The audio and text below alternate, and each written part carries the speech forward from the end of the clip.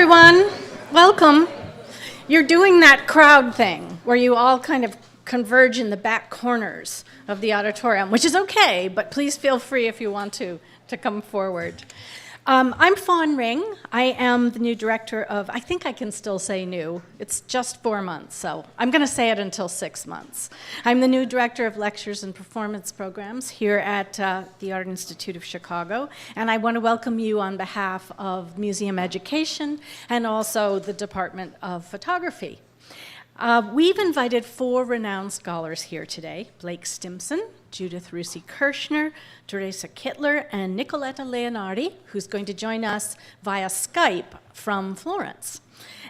We are talking today about conceptual artist Giulio Paolini and Italian post-war art. This event is celebrating the inaugural presentation of Apoteosi di Omero. I hope I did that okay. Or the Apotheosis of Homer. It's the 1970-71 installation by Paolini that's in the room next door. Very, very beautiful setup on the music stands in the space there. I want to thank, before we dive into the symposium, I would like to just thank the funders. Today was supported very generously by the Italian Cultural Institute of Chicago. We have with us here today Andrea Raus. Thank you, Andrea, for your participation in this. And from the Fondazione, Giulio e Anna Paolini from Turin. And unfortunately, Maddalena couldn't be with us today, but she was going to join us for this. And we want to thank, and also this came from out of photography and museum education as well. But those are the funders who made today possible. Thank them very much. Before I introduce Matt Witkowski, who is our Art Institute Sander Chair and Curator of Photography, I just want to let you know that in a moment I'm going to point my finger and that's going to come up. And we're doing surveys with all of our public programming right now to understand who our audience is and what our audience is interested in, because we're trying to plan for the future of programming here at the Art Institute. So if you will, we'll hand you a little card on the way out. You can either use your text and get online onto your mobile phone, or you can go online later on and just go to the survey and let us know what you thought about this event and the things that interest you going forward. It's my pleasure to introduce Matt. He's curated more than 20 exhibitions in museums and galleries since the 1980s, and he's authored nearly a dozen books on subjects in modern and contemporary art. He arrived at the Art Institute in 2009, and most recently he curated the Sarah Charlesworth exhibition and just opened a couple of weeks ago, John Gossage, and there's more coming. Matt, take it away. I'm happy to be introducing those who are speaking. This lovely symposium, for which I give great thanks as well to Andrea Raus and the Italian Cultural Institute and Fondazione Paolini, is part of a whole season of events and activities, and I know some of you have taken part in others. Nearly every Friday, including this one actually, there are talks on select works that we have on view in the galleries outside and beyond, and all of the works in those galleries are drawn from the very best of the acquisitions we've made in the last 5 years, because we're celebrating 5 years since the opening of the Modern Wing. And at the same time, they both extend and also redirect, shall we say, collecting initiatives since the founding of the department in 1974, 40 years ago. So a twin celebration. And the work by Paolini is one of those redirections, shall we say.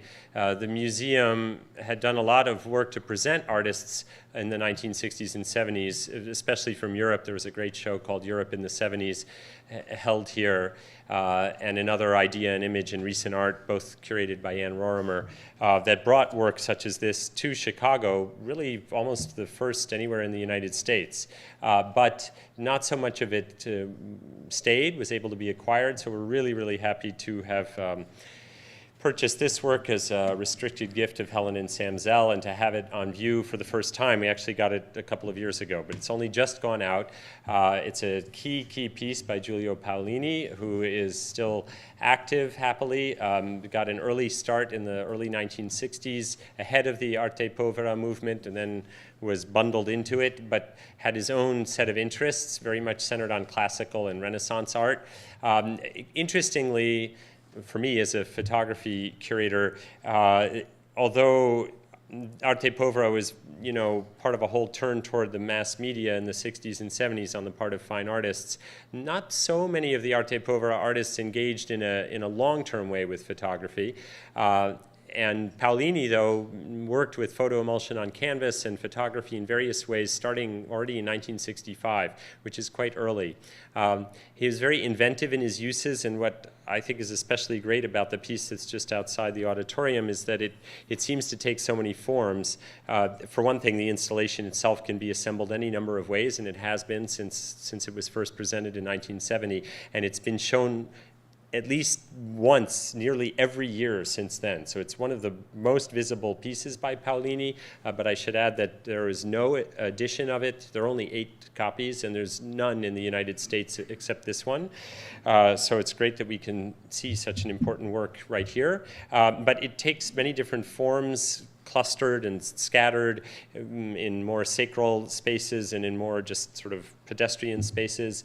And I like that, the flexibility of photography there. It speaks to our season of variety and diversity, and it speaks to an open-mindedness about how photographs can function.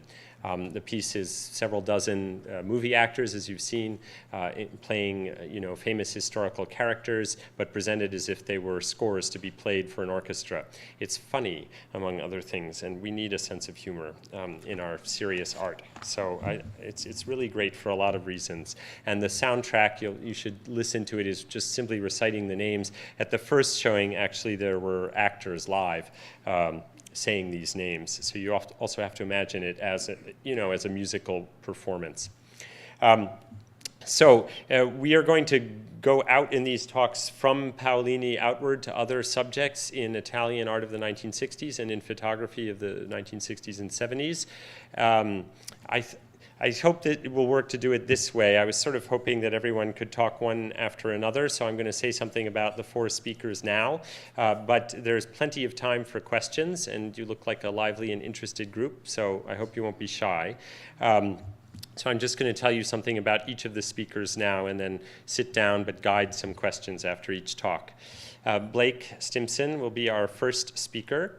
Blake has had an admirable trajectory through higher education, moving from religious studies to fine art making to art history, and then after attending or teaching on the East Coast and the West Coast at the UC Davis for several years, he's happily settled himself here in Chicago at the University of Illinois in Chicago since 2012, I think, yes? Blake has published very widely and lectured recently on photography and God, photography and communism, and photography and transubstantiation. You have ambitious titles, and they're very apposite pairings, so the talk today will be another such pairing, Pacioli and Paolini, Luca Pacioli being a well-known 15th century mathematician who has the moniker the father of accounting. Judith Russi Kirshner is Deputy Director for Education at this museum, and we have tried to involve many colleagues from the museum in this wonderful season of photography which is spearheaded by our department and the Department of Education. So we're going right to the top here. So Judith has held this position for nearly 2 years now. She was previously retired for a little over a minute and a half. She had been the dean of the College of Architecture, Design, and the Arts at UIC, but that name was created by Judith. So she doesn't just take on a position, she remakes the entire structure around her when she does so. She, in her 15 years there and previously, was the winner of numerous awards and grants, including from the Warhol Foundation for art criticism. And among the many subjects Judith has addressed are several connected to Italian feminism in the 1960s, which brings us to the subject of the talk she'll give today on Carla Lonzi and Giulio Paolini, Autobiography as Apotheosis. So from directly Paolini to moving Paolini and others, and then Teresa Kittler will be next, has a PhD from the University College London on 1960s Italian art and domestic life, preceded by an MA from the Courtauld Institute, and currently lecturing at the Slade and Ruskin schools in London. Teresa has written and spoken on Paolini, but also Marisa Merz, Piero Gilardi, and other aspects of the Arte Povera era. And today she'll share with us thoughts on reimagining the family album, speaking on Carla Lonzi's great book, Autoritratto, which is awaiting a translation that Judith will provide soon, a fantastic book of 1969. And then our final speaker, Nicoletta Leonardi, who I believe may be listening in right now. I hope so, but at any rate, will be joining us from a distance, sadly, was unable to travel at the last minute from Italy. But like Teresa, holds her PhD from University College in London and now lives and teaches in Turin and Florence at the Academy of Fine Arts in Turin and at the University of California, which has a program in Florence, Italy. She's written a good deal on photographic subjects, most recently in a wonderful 2013 study entitled Photography and Materiality in Italy, which focuses on the work of Mario Cresci, Guido Guidi, Luigi Ghiri, and the subject of her address today, Franco Vaccari. Fantastic photographers, and really, with the exception of Ghiri, not well known in the United States. So those are our four speakers, and Blake, could I invite you up to start things off?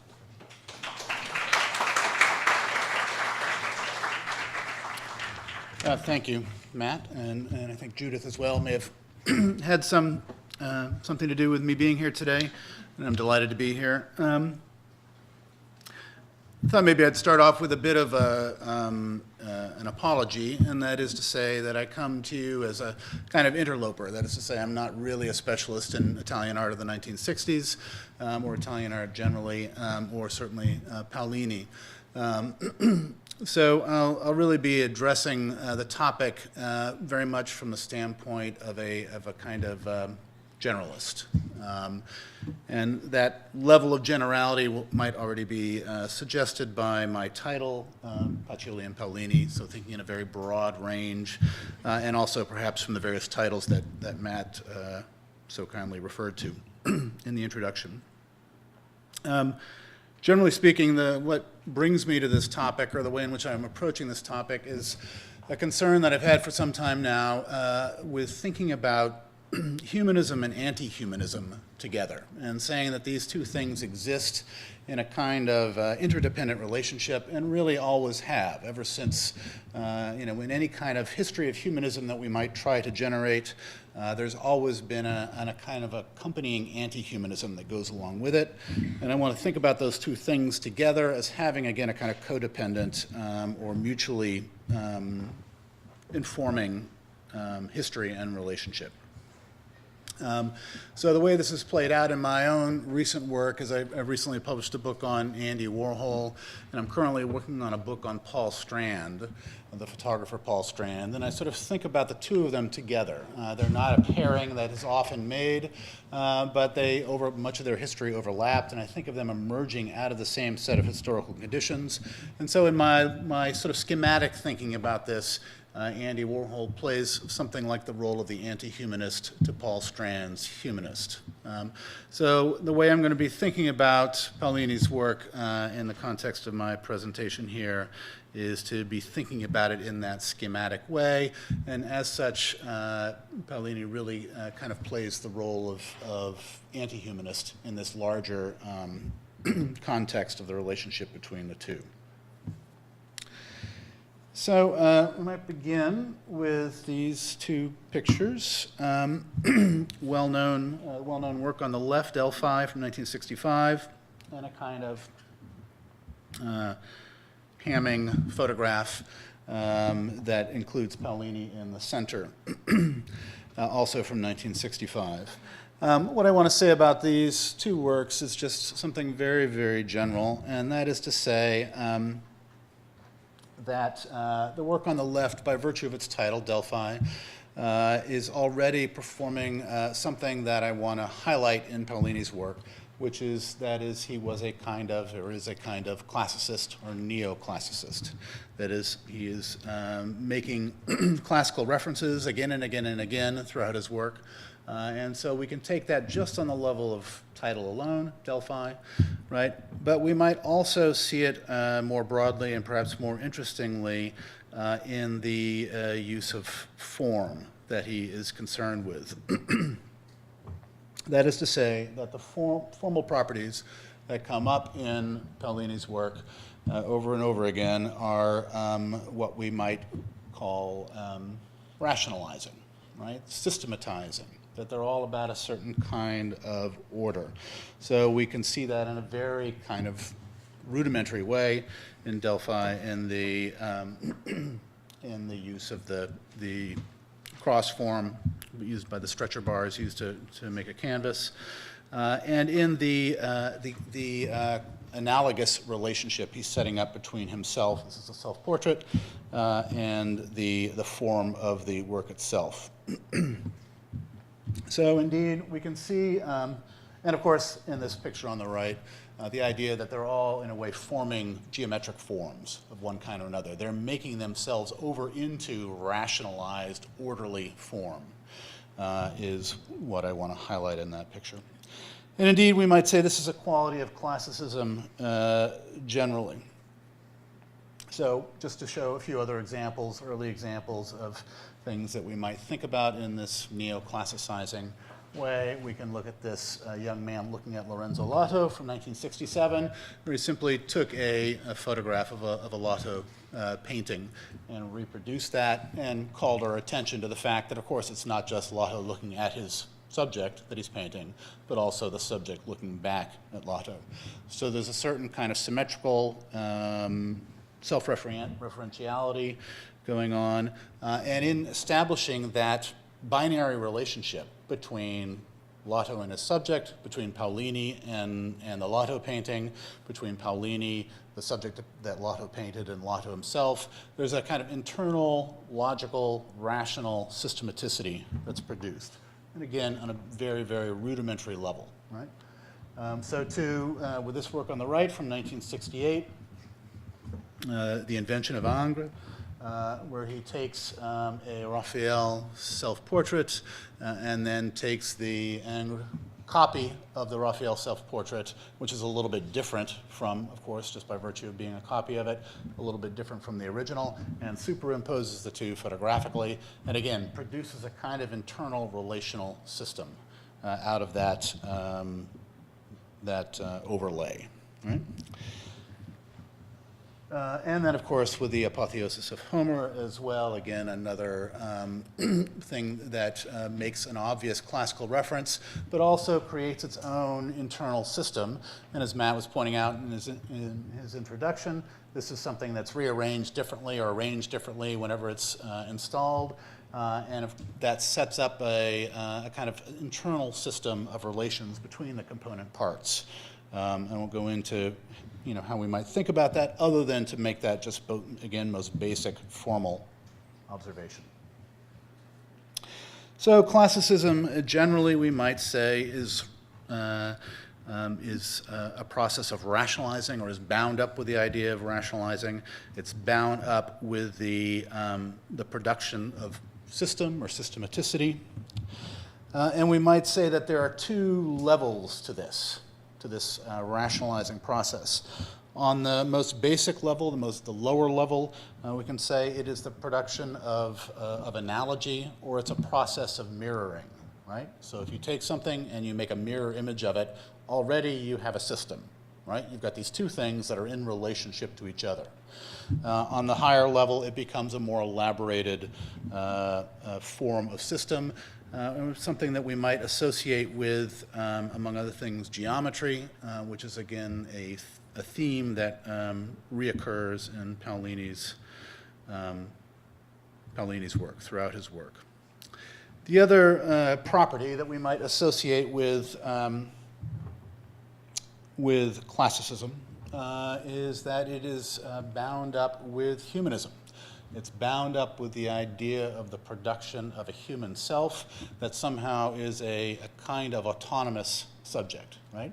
And of course, humanism, historically was about sort of asserting human autonomy in relationship to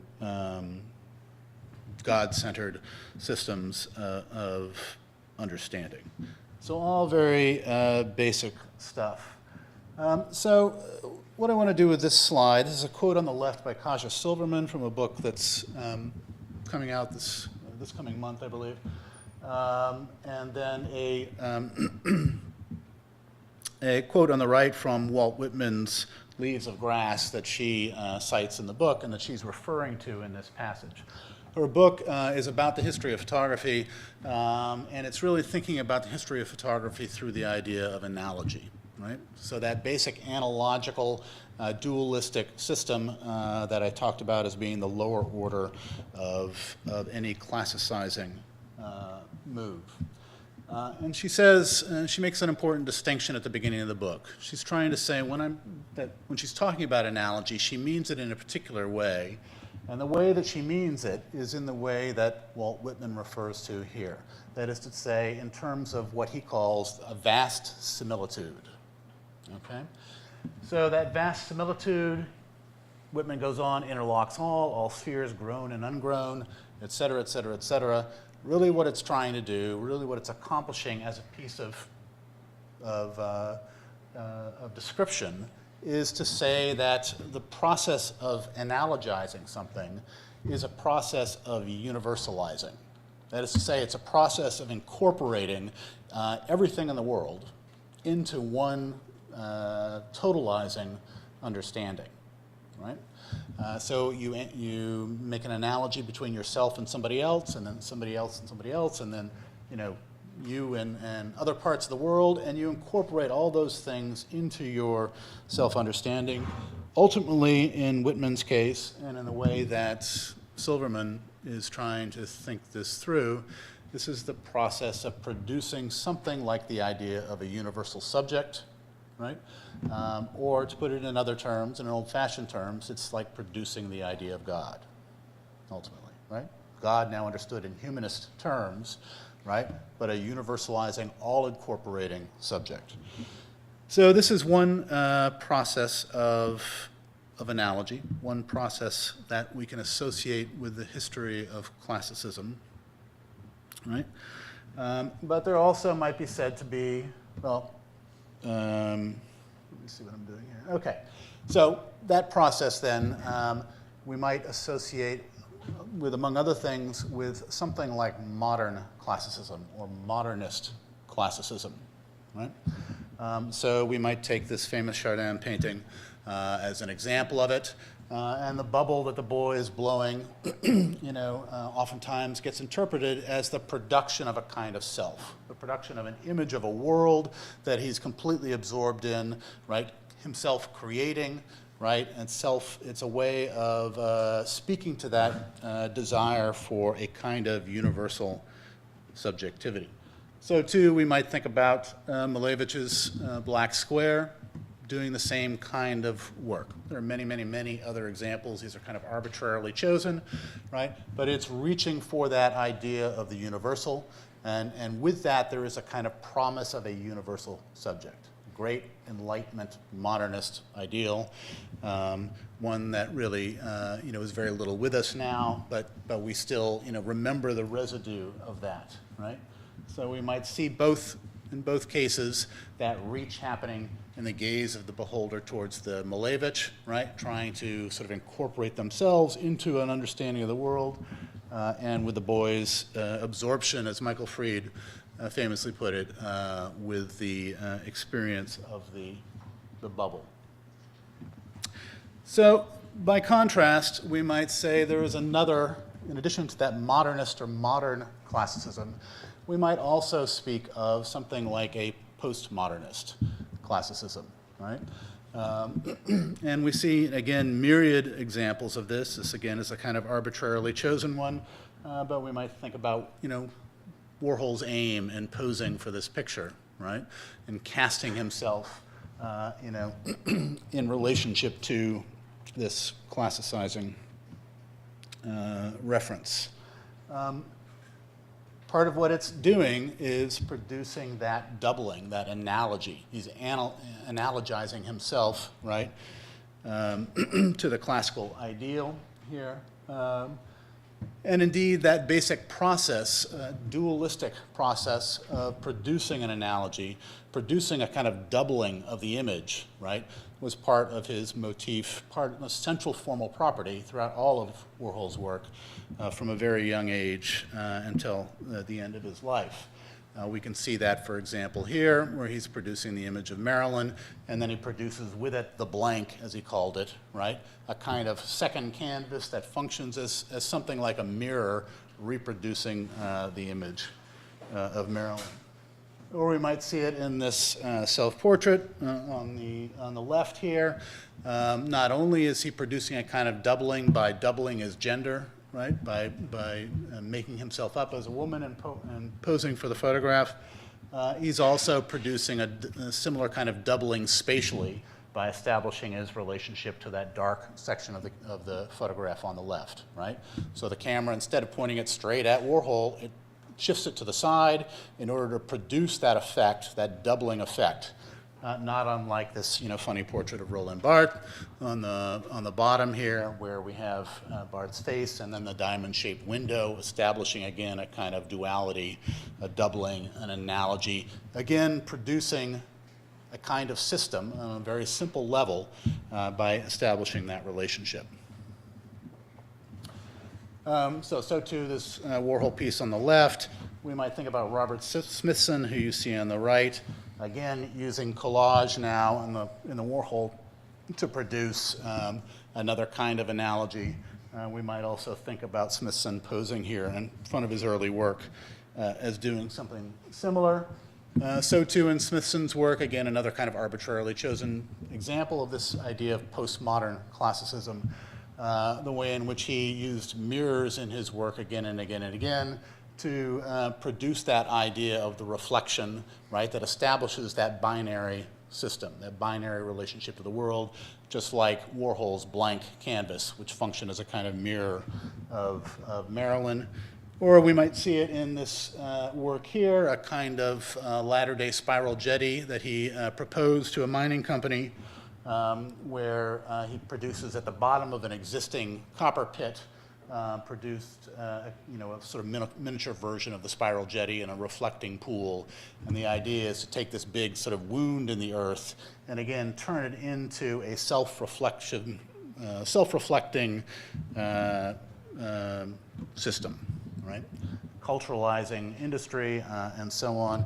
Again, working with a kind of binary process that we might associate in this formal way with classicizing. Or finally, just to think about another example of postmodern classicism, we might think about Joseph Kosuth's work, perhaps the figure that's closest to Paolini of all of them, who produces works like this under the title of Art as Idea, already incorporating that self-reflexive, self-reflecting notion of system that we're talking about with the idea of analogy into his work. And we can see that in the see a parallel between this idea of the dictionary definition of the word definition defining itself, right, in relationship to the self-reflexivity in Paolini's work. And just another example here. So the way that Paolini talked about this, has talked about it again and again and again throughout his writings, is to think about it in very kind of conventional postmodern terms, right? The death of the author discourse comes through time and again. The idea of pastiche, again, a familiar conceit for anybody who's thought about postmodernism at all, comes up again and again and again, right? And of course, with the death of the author, with that famous postmodern conceit, we see the idea of a kind of dramatic breach in relationship to that modern subjectivizing universality. And one way to characterize that is that it is without author. Another way to put it is to say it's something like without desire, right? Without intention, without purpose, right? Without aim. And so this conceit is, is central to his idea of symmetry, right? Symmetry produces that binary analogical relation, where he says, I'm increasingly approaching a vertiginous totality, which in the end explodes in the name of an original idea, right? So that you produce this mirroring effect, this mise en abîme, this hall of mirrors, right, that produces the unraveling of meaning, the unraveling of the position of the author, the unraveling of desire is really the central driving concern of his work. Just to put this in a larger context, we might think this through the great argument made by Theodor Adorno and Max Horkheimer in 1944 in The Dialectic of Enlightenment, right, where they see the process of enlightenment being, on the one hand, that reach towards that universalizing, humanist universalizing tendency that we talked about in connection with the idea of modernism and the modern analogy, and the way in which it undermines itself. It destroys itself from within at the same time. That's its dialectical tension. And the basic process of producing that destruction of that universalizing aim is based on the idea of analogy, right? But the idea of analogy at work is one that has, instead of the principle of universalizing accretion through a process of analogizing, it is a process of flattening everything out through the use of the basic idea of equivalence. Right? So the notion that bourgeois society, that the modern world is determined by the idea of equivalence, that the analogy creates two equivalent things rather than a synthetic unity that grows, that becomes something larger than it was before, is the principle that produces that undermining. So we might see that basic idea of equivalence at work in Paolini's work. Along the way, of course, there is a great sort of leveling of all human ideals, right? And so we can talk about the leveling of the ideal of God, for example, right? Secularism is bound up with this process, with this technique of producing equivalence. But another version of that is a leveling of the bourgeoisie's own ideal of human rights, right? So even its own ideals, so they argue, become leveled in this process through the technique of equivalence. So my premise then is that we might speak of not only Kaja Silverman's and Walt Whitman's vast similitude, right, as a function of analogy, but we might also speak to an idea of something like a thin or crystalline or barren or mechanical similitude, right? Something that is about a kind of mathematical or technical or mechanical equivalence rather than that process of synthesis, and that we might see Paolini's work, like this 2004 or so, work picking up on the Chardin painting as producing exactly that kind of equivalence, and as such producing the process of sort of undermining ideals that we talked about before. So we can see this then in the parallel, and indeed we might even, if we look close enough, we sensitize ourselves enough to the forms themselves, we might begin to feel what this feels like, right, in this substitution, this very simple kind of postmodern substitution that Paolini produces by making a perfectly geometrical circle in place of the bubble, right? Of course, what happens here is we shift from something that is organic, that is about sort of breathing life, breathing desire, into an idea of the world, right? That gets transferred over into something that is a kind of mathematical equation, right? And in the process, we might see that shift from the vast similitude that Kaja Silverman talks about to the more mechanical, crystalline similitude that we might associate with the idea of postmodern classicism. How am I doing on time? A few minutes? Okay. So what I'll do is just very quickly sketch this broader theme that was where Pacioli comes in. So this is just to make a kind of rudimentary point that we can talk about. See if this works here. We can talk about, three moments, circa 1500, circa 1800, and circa 1960. Right here, I guess would be what we're talking about, and say that these are three moments when we see the reemergence of classicism. Right? We see the reemergence of a self-centered, centered on the self notion of artistic production that's bound up with the idea of the rational, right? And we might, of course, associate the, year 1500 with the emergence of the Renaissance, right? Renaissance humanism and so on, and Luca Pacioli. We might associate the year 1800 with the kind of humanism that I was associating with Chardin, for example. And we might associate the year 1960 with a moment of emergence of figures like Warhol, Smithson, Kossuth, and Paolini, right? And say that these are three moments when we invest in these new ideas.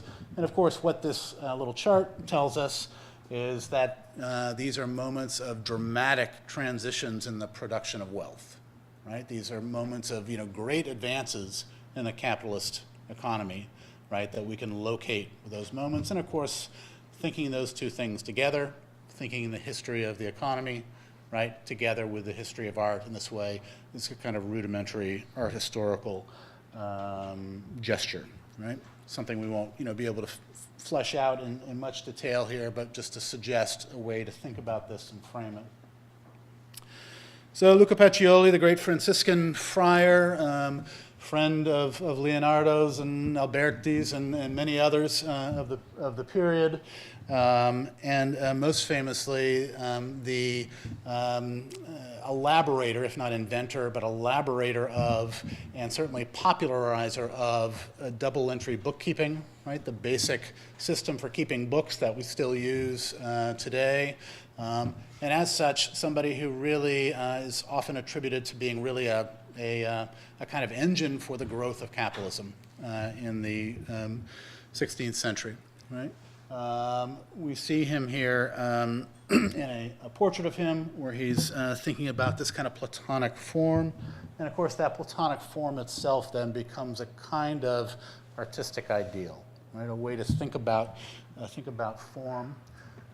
We can think about Pacioli in relationship to Pico della Mirandella, the great humanist, Renaissance humanist, contemporary of Pacioli, right? And in a way see in them this competition between a kind of humanism and an anti-humanism that I referred to in the very beginning. We get a sense of this from these two passages. Pico's account is really one that has to do with the idea of the human being in flux, right, between animal life and divine, and divinity, and that somehow it's up to us to aspire to that higher cause. This is something that really invokes that whole idea of desire that I referred to at the beginning, right? The desire that we can associate with Chardin's bubble, the desire we can associate with the notion of a modernist classicism. And Pacioli, by contrast, is somebody who is thinking in a very different set of terms. Instead of the system being vertical between animality and divinity, right? And the human being sort of in flux in that range between. He's thinking about the idea of having a system of keeping your books, right? And the importance for having that system of having everything, your finances, your life mapped out in a rational system so that you can rest, so that you're not in flux, so that you know where things are, know where your money lies. And he speaks about this in explicit terms in his canonical text. I think I'm going to skip this. We might see these two orbs then together, right? Chardin's bubble on the one hand, and the Platonic form that Pacioli was drawing, again, as two ways to think about our anti-humanist and humanist tendencies. Again, what this orb becomes is really a kind of a mathematical problem. It is an internal system, right? And the question is sort of defining the math of it, figuring it out, sorting out how that system works unto itself. Whereas in the Chardin example, again, this is the breath of life, this is desire, this is investment, this is projecting oneself into this thing as opposed to understanding a system from the outside. We might think about that systematicity in the Pacioli in relationship to this other drawing he produced, again, producing a kind of mapping of the rational onto the human face, and so therefore a way of projecting that same kind of systemic thinking in a manner that sort of suggests, that does suggest that we need to understand ourselves in terms of the systems that we exist in, right? Instead of understanding ourselves as being authors of the world, right? Of our desire being projected out into the world. Of course, we might see this same kind of thinking, again, in a very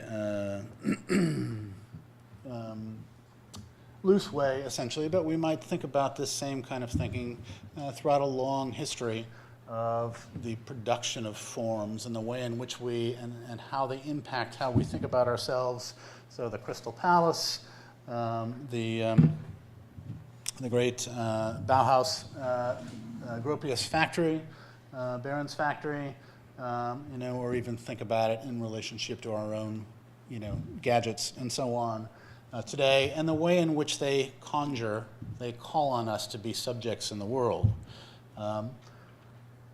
My premise is that these things produce an account of the subject, produce an account of us. They ask us to understand who we are in a very particular way. And that particular way is, again, to imagine ourselves as a function of the systematicity that these things portray, right? That we exist in the world as sort of objects that are bouncing around in their systematic relations, as opposed to being those systems being something that is produced out of us, right? So rather than the economy being something that we create, that we determine, rather than government being something we create, we determine, rather than culture being something we create, we determine. Instead, what they ask us to do is to relate to them as if they are orderly systems unto themselves, that we are a function of, that we are subject to, right? Rather than that we somehow create. The Chardin bubble, on the other hand, the modernist tradition would have it, would imagine, would fantasize, would dream, at least, of the idea that somehow we create it. It doesn't create us. We determine it. So thinking about Paolini in the context of the 1960s, thinking about him in relationship to people like Umberto Eco, we can think about a kind of response to the world that he inhabited, a world that, among other things, was determined by a kind of distancing of many artists and intellectuals from the Communist Party and from what seemed to be a kind of bureaucratization of life, This, as Umberto Eco talks about it, this manifests itself in a kind of critique of language as such, right? Critique of the role of language, and the goal to produce what he says is a total rupture at the level of literature, art, and philosophy, indeed at the level of culture as a whole, right? Removing oneself from that larger system was the aim. In Paolini's case, I think that he, slightly later generation than Eco, somebody that was really, didn't so much identify with that total rupture, but did very much identify with the idea of distancing, right? Producing a certain kind of distance from the institutions of life, right? And so this dream of the artist being far away, right? Of sort of admiring the silence of the constellations, as he puts it. This dream of stepping back from the world, right? And producing a kind of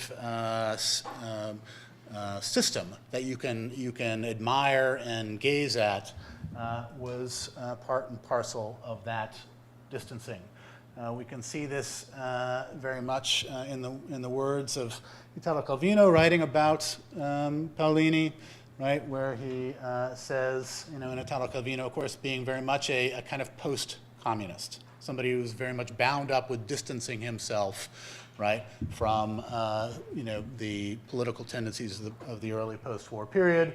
And so writing about Paolini, he says, it is a relationship which becomes stabilized independently of the I, independently of the subject, independently of the author, of desire, and independent of the world, right? It's this crystalline other set of relations that he hearkens to. So we might see this in all sorts of these early examples of Paolini's work. This one on the left where he's photographing a photographer, photographing him holding a canvas, right? Again, producing this internal systematicity, right, to the logic of the work that becomes its own crystalline shape, right? Just like Pacioli's orb standing up there high above him, right? Or the internal systematicity again to the play on Raphael, Ingres's copy of Raphael's self-portrait, right?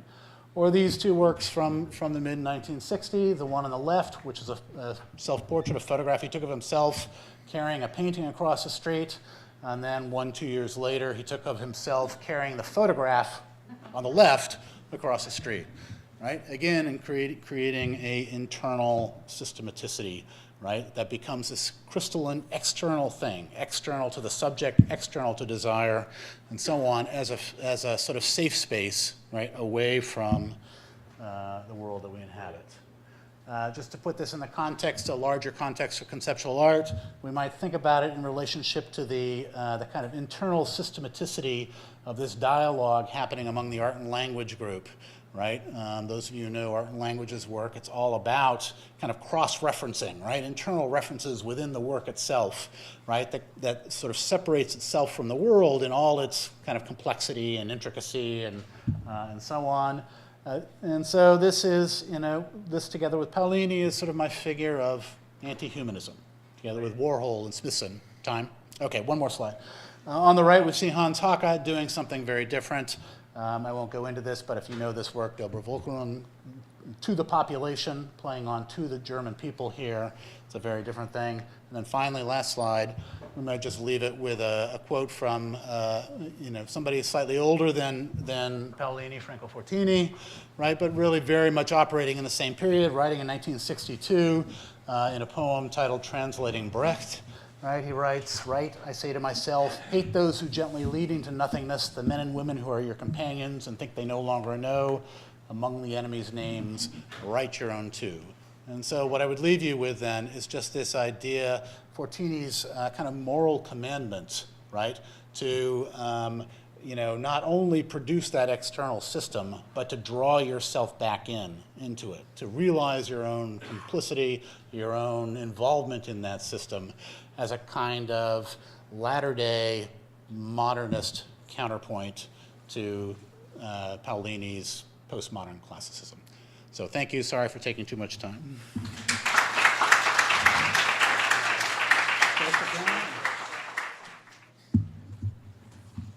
Let me begin by thanking Blake for sort of framing a larger argument that I think will reverberate with some of the insights that I bring from a far more personal and more of what is called a microstoria perspective. And today what I'm trying to do is take advantage of a terrific coincidence, a very important occasion that for me is the Art Institute's acquisition of Giulio Paolini's Apotheosis of Homer. I think of it as a talking theater installation, and if any of you have been in the gallery before, you've heard the sound system where the names of all the characters have been read. And I think of Carla Lonzi's self-portrait, her Autoritratto, as a talking book. So there's a kind of invidious comparison that for which I thank my colleague Matt Witkowski, because without the Paolini piece, it wouldn't have been able to generate so many of the wonderful ideas that you'll hear today. Obviously, both the works by Giulio Paolini and Carla Lonzi are completely paradoxical and deeply connected, since both writer and artist, since the 60s and 70s in Torino, shared a real dialogue that was both intellectual and personal. Both questioned and resisted the received meanings, the humanism that Blake articulated, of creativity, originality, and reproducibility in their practice. Both the writer and the artist, I believe, relied on montage, those fragments, selectively mixing pre-existing pictures and texts and integrating them in a new assemblage to produce a conscious art of this, both presenting congruities, rhythms, and other voices, both avoid syntax, this is just in this piece, avoid logic to give it an appearance of authenticity. Paolini's, let's see. So there's an invidious comparison of a little teeny book and a really big installation. Paolini's installation is very spatially expansive, and it includes, as you know by now, 32 music stands with photographs that can be reassembled in any way, so it completely erodes the idea of its title, that is the notion of glorification or any kind of divine culmination. And Paolini goes on to describe it in this way, and I quote, "These are incongruous pieces of data assembled by the actors themselves to celebrate a dazzling fiction of unity, time, place, and action." I love that description because it resonates for me, dazzling fiction, with the seemingly modest phrases that Carla Lonzi adopts for the introduction to her sprawling volume. In the art world, Carla Lonzi is most admired for this publication from 1969, and I look forward to hearing Teresa's in-depth survey of the book as well. It's 400 pages, and it is composed of interviews with 14 artists acquired over many years, from 62 to 69. The artists with whom she talks are Carla Accardi, the only woman, Gattulio Alviani, Enrico Castellani, Pietro Consagra, her life partner, Luciano Fabro, Lucio Fontana, Yanni Cunellas, blah, blah, blah. You see it right there if you can read it. And finally, Cy Twombly, the only American, and he's notable because he refused to answer her. She includes his non-answers in the book, Silenzio. This is a relative who's who of Italian art. It's a hybrid volume of interviews, photographs, and personal voices assembled. And here's the exciting thing with a tape recorder. Imagine 1969, a tape recorder. In itself, a relatively innovative process that undermined Lonzi's own authority and certainly took away her questions. You don't hear her, you just hear the conversation that she orchestrates, get it? These fragments are cut apart and reassembled as a conversation, what she calls a convivio, a banquet among friends, lovers, and artists, ranging in subjects from the role of American art to the sources of creativity. And these are 2 pages from the book, and I just chose them because one shows Carla Lonzi with her son Battista Lena, a jazz musician, and her partner Pietro Consagra. Here's her somewhat ironic self-description of her book. This book is composed of tracts liberally assembled to reproduce a kind of banquet, real for me who lived it, and also for those who turned it into a unity of time and place. And again, I just sort of juxtapose the one quotation that minimally describes the very far-ranging installation that repeats and repeats and repeats in this infinite regress, and another very, very rich composition, a volume that never has the actual portrait but brings in other voices and diverse opinions to Carla Lonzi. Lonzi was born in 1931 in Florence, and she shaped her own dramatic solution to the divide that she felt between cultural criticism, all the work she wrote about Italian artists, and feminist politics by abruptly abandoning her career in art to begin one of the most early feminist movements in Rome in 1970 called Rivolta Femminile. Lonzi's compelling personality, she was obviously, from all my respondents, very charismatic and very difficult. All of her compelling insights have inspired my research, and I began collecting interviews, sort of following her around and interviewing so many of the women with whom she worked and in whose circle she was involved, beginning with her sister Marta Lonzi, fellow members of Rivolta Femminile, including Jacqueline Vidose, Marisa Volpi, and Anna Piva Paolini, Giulio Paolini's wife, who was a member of Rivolta Femminile, and also Pietro Consagra, art historians Laura Iamori and Maddalena Dish, and to all of these individuals who had to stand there and listen to me or hear me recording their conversations, I owe enormous thanks. And also to Gretel Garcia and Andrea Rao.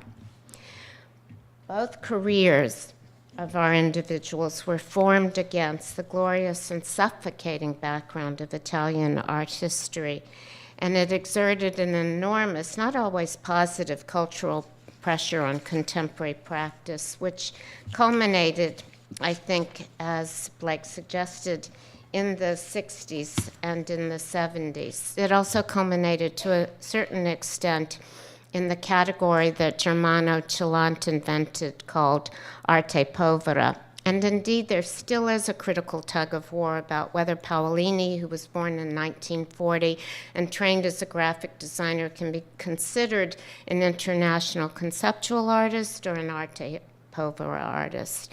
But both careers flourished in Torino.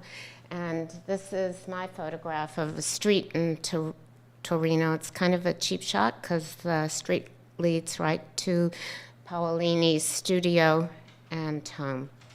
But the careers were right on these streets, and there was a moment when Turin was a kind of northern Italian Parnassus in the 60s and the 70s. It was an active center for art production and held an astonishing group of galleries and very prominent collectors.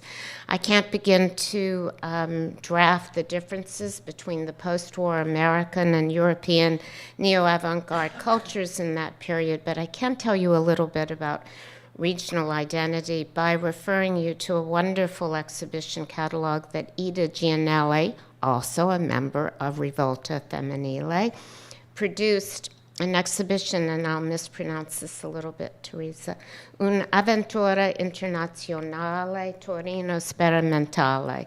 In other words, an international adventure in experimental Turin.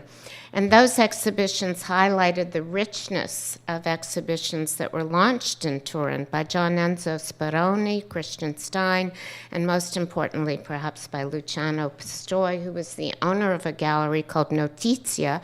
And that's where Paolini exhibited. And that is the gallery for whom Carla Lonzi organized more than 30 exhibitions. So there is a case to be made for a Turin school, albeit short-lived. Because of her enduring involvement with Luciano Pistoia, Carla Lonzi, who began there in 1957, met Michel Tapier, who came to Turin in 56, and through him, the entire community, and indeed Italy, was introduced to notions of arte informelle. Later, Lonzi and her friend Marisa Volpi brought Paolini to Pistoia's gallery after those two young women first saw the work in Rome at a gallery, La Salita, in 1964. And this is a photograph of Anna Piva Paolini, Giulio Paolini, and Carla Lonzi. Notizia Gallery, like the others I mentioned, was a portal to an international art world. These artists in the northern part of Italy were first introduced to the Gatai group, the Japanese group, and to American artists, including Jasper Johns and Cy Twombly. There were also happenings. The Living Theater was hosted in Turin, and it became a great site for American films.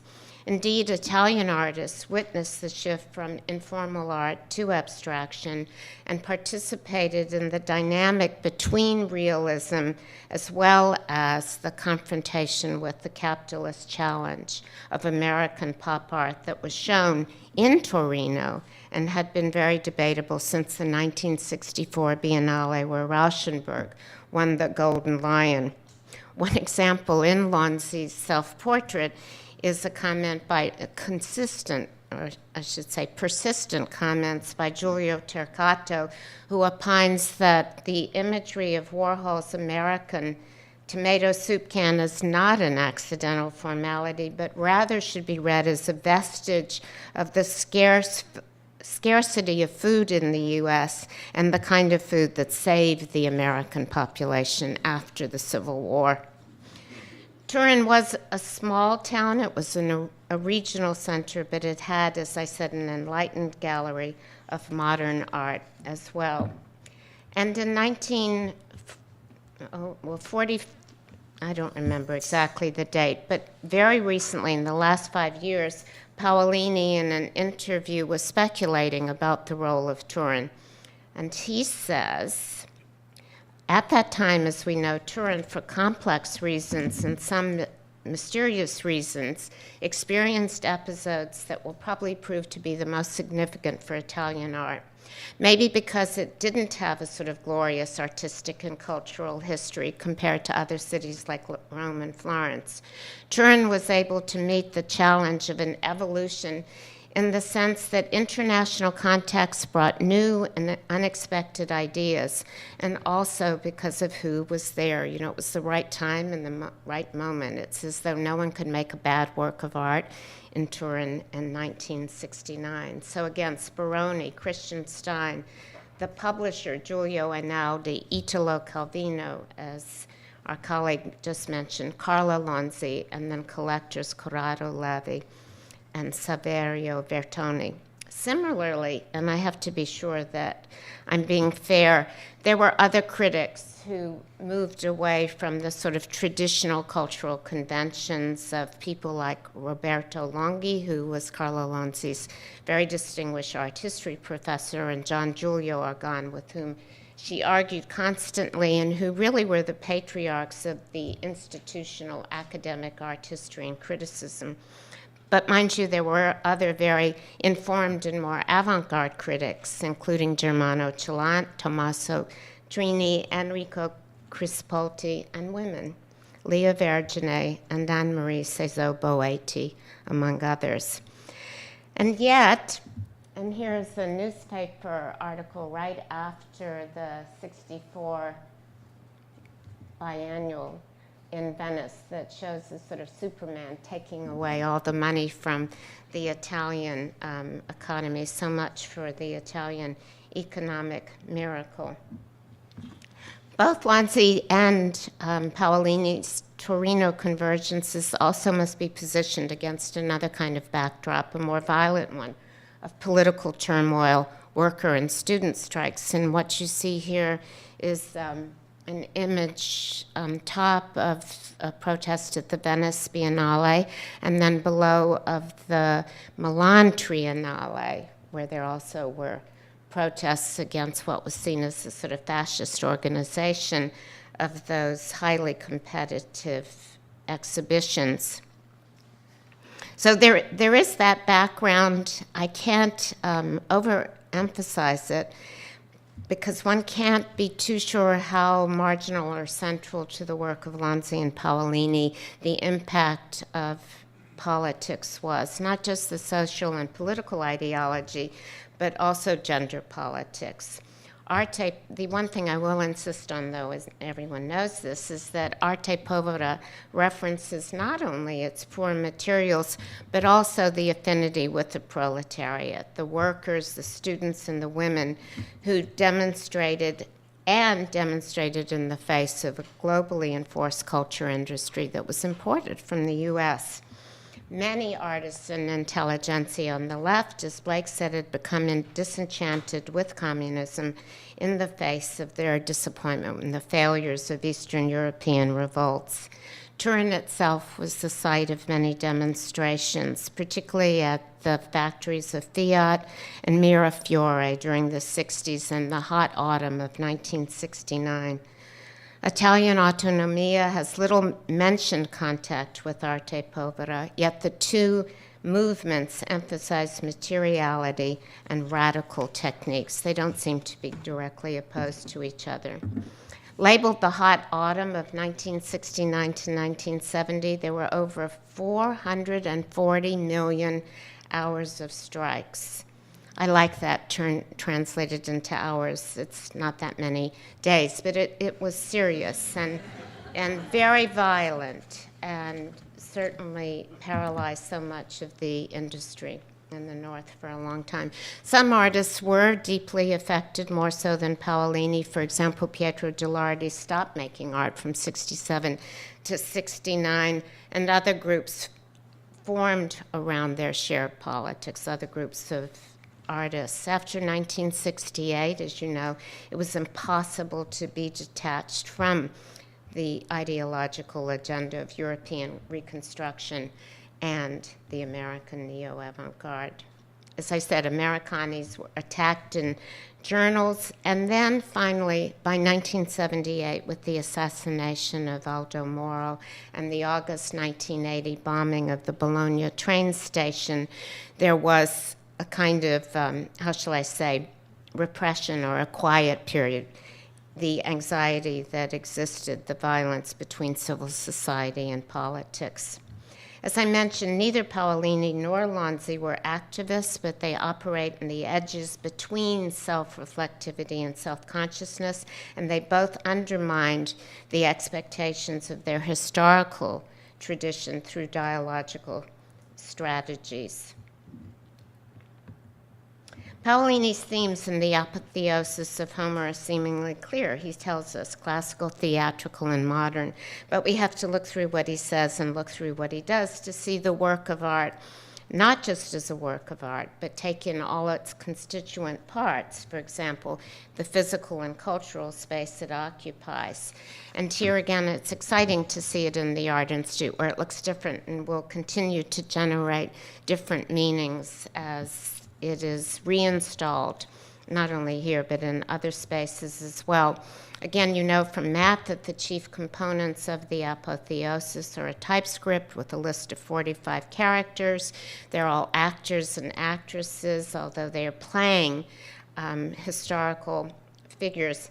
Indeed, the commentary and the loop is produced in several languages as well, so there's a strong emphasis on text. Although there is the obvious reference and tribute to Ingres's great painting, Paolini's Apotheosis absolutely overturns the work's substance and its place in that historical continuum, if you will. Even though Paolini chooses every historical period, nevertheless, the film and the actors and actresses that he chooses are very much linked to that moment in Turin's public culture.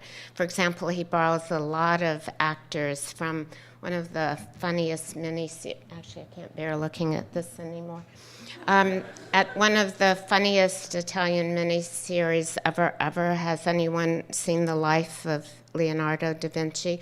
A lot of the characters come from there. It makes you just really laugh out loud. So he borrowed a lot from that, and he does have a great sense of humor, as has been noted. One of my favorites is the woman who plays Isabella d'Este. It's actually an Italian actress who's well known for her important role in The Gangster's Law. So he's very involved in choosing particular fragments to reinsert into his continuum of references, and it's all I can do not to tell you all the references of all the characters in the Apotheosis, but it's all listed and you know who they are. So certainly he populates his Parnassus with an amazing choice of actors, and his earliest works, like the ones that we've all looked at and understood before, can be seen as nonverbal propositions about the self. So this is a slightly different take, perhaps, than Blake's, and about his desire to both disguise and absent himself as a way to privilege his own authority. I think he negotiates between the viewer and the artist, between creation and exhibition, in a very purposeful way, not unlike the dynamic that Lonzi incorporates into her utilization of that tape recorder, that sort of prosthetic device, using technology to capture conversation. I know this, you can't talk about, someone should tie me up so that I don't use that slide anymore. I'll just go very quickly. Young man looking at Lorenzo Lotto, and everyone by now knows this sort of cycle of self-referentiality and how it incorporates us, and it is this infinite regress with collaged reproductions. And he was quite remarkable in using photography, as Matt said, and also created about 3 self-portraits in 1968. So again, the sort of relationship to Carla Lonzi is not completely accidental. There's another one of his self-portraits that was based on a Poussin 1650 painting in the Louvre, again, completely dependent on citation, repetition, photo collage, and canvas. But finally, this is the self-portrait that Paolini created in 1968 with the figure of Rousseau in the center. And here you can see him actually painting, cutting, and reassembling. And these are his subjects, and it's hard to keep in mind all of these people, but trust me, the spectators are part of that same community of friends. There's Alighiero Boetti, Tano Festo, Luciano Fabro, Pietro Consaga, the bald guy in the middle, is again the partner of Carla Lonzi. Giulio Carlo Agan is here, Anna Piva Paolini, Paolini's future wife, and Carla Lonzi, front and center, right to the left of Lucio Fontana.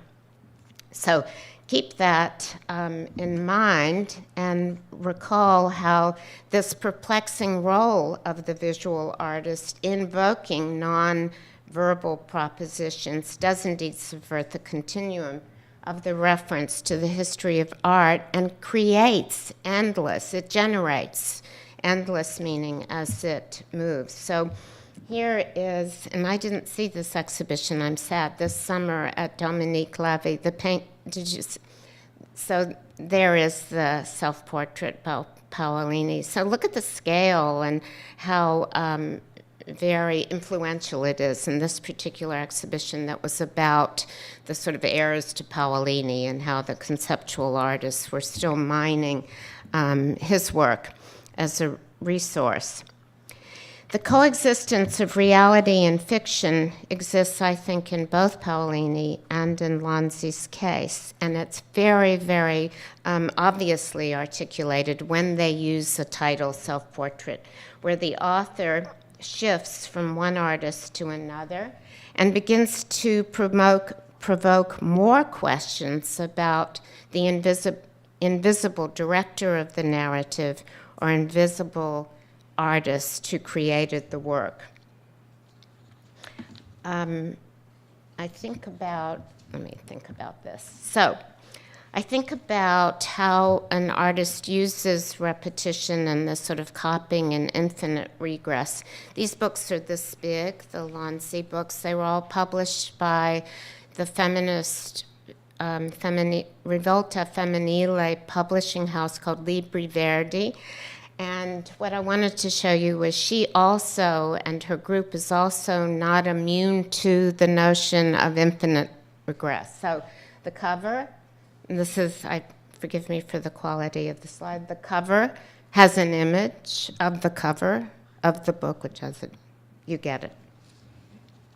What I also want to suggest is that in their sort of seeming withdrawal or distance from their autobiography, nevertheless, the absence makes their presence even more obvious. And I think it's particularly poignant in the powerful erasure of private and public life, the subversion of the masculine genius, the overt subversion and rejection of the humanist authority that you see in the pages of Carla Lonzi's self-portrait.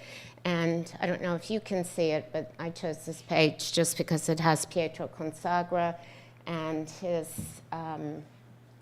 sister. I think they were from Sicily. And then at the upper left, a reproduction of one of Giulio Paolini's analogies or mirroring works. So, got it. Lonzi, the unexpected subject. There's nothing you can do, I think, to control us, Matt. And now that I'm the divided self and not the deputy director, you're in trouble. What I want to remind everybody about is that Carla Lonzi's life and career were dramatically bifurcated. First came her very precocious and substantial art criticism that she stopped abruptly in 1970, and it was followed immediately that year by the publication of one of the earliest feminist manifestos, Sputiamo sul Hego. This feminist manifesto was mimeographed and posted on walls in the internal city of Rome and in Milan, and immediately in Italy and recently in America, where Lonzi's role as co-founder of an important feminist movement is acknowledged. An enormous bibliography has developed around her work, first around the feminist work and then more recently around the Autoritratto. And just to correct one thing, the translation task that I have begun is really a shared collaborative project with the poet Jennifer Scapatone, who's here at the University of Chicago. What I want to remind everyone of is that, like the futurists, the language of Sputiamo su Hegel is blistering and confrontational, very different from the conversational, convivial dialogues that you have in the Autoritratto.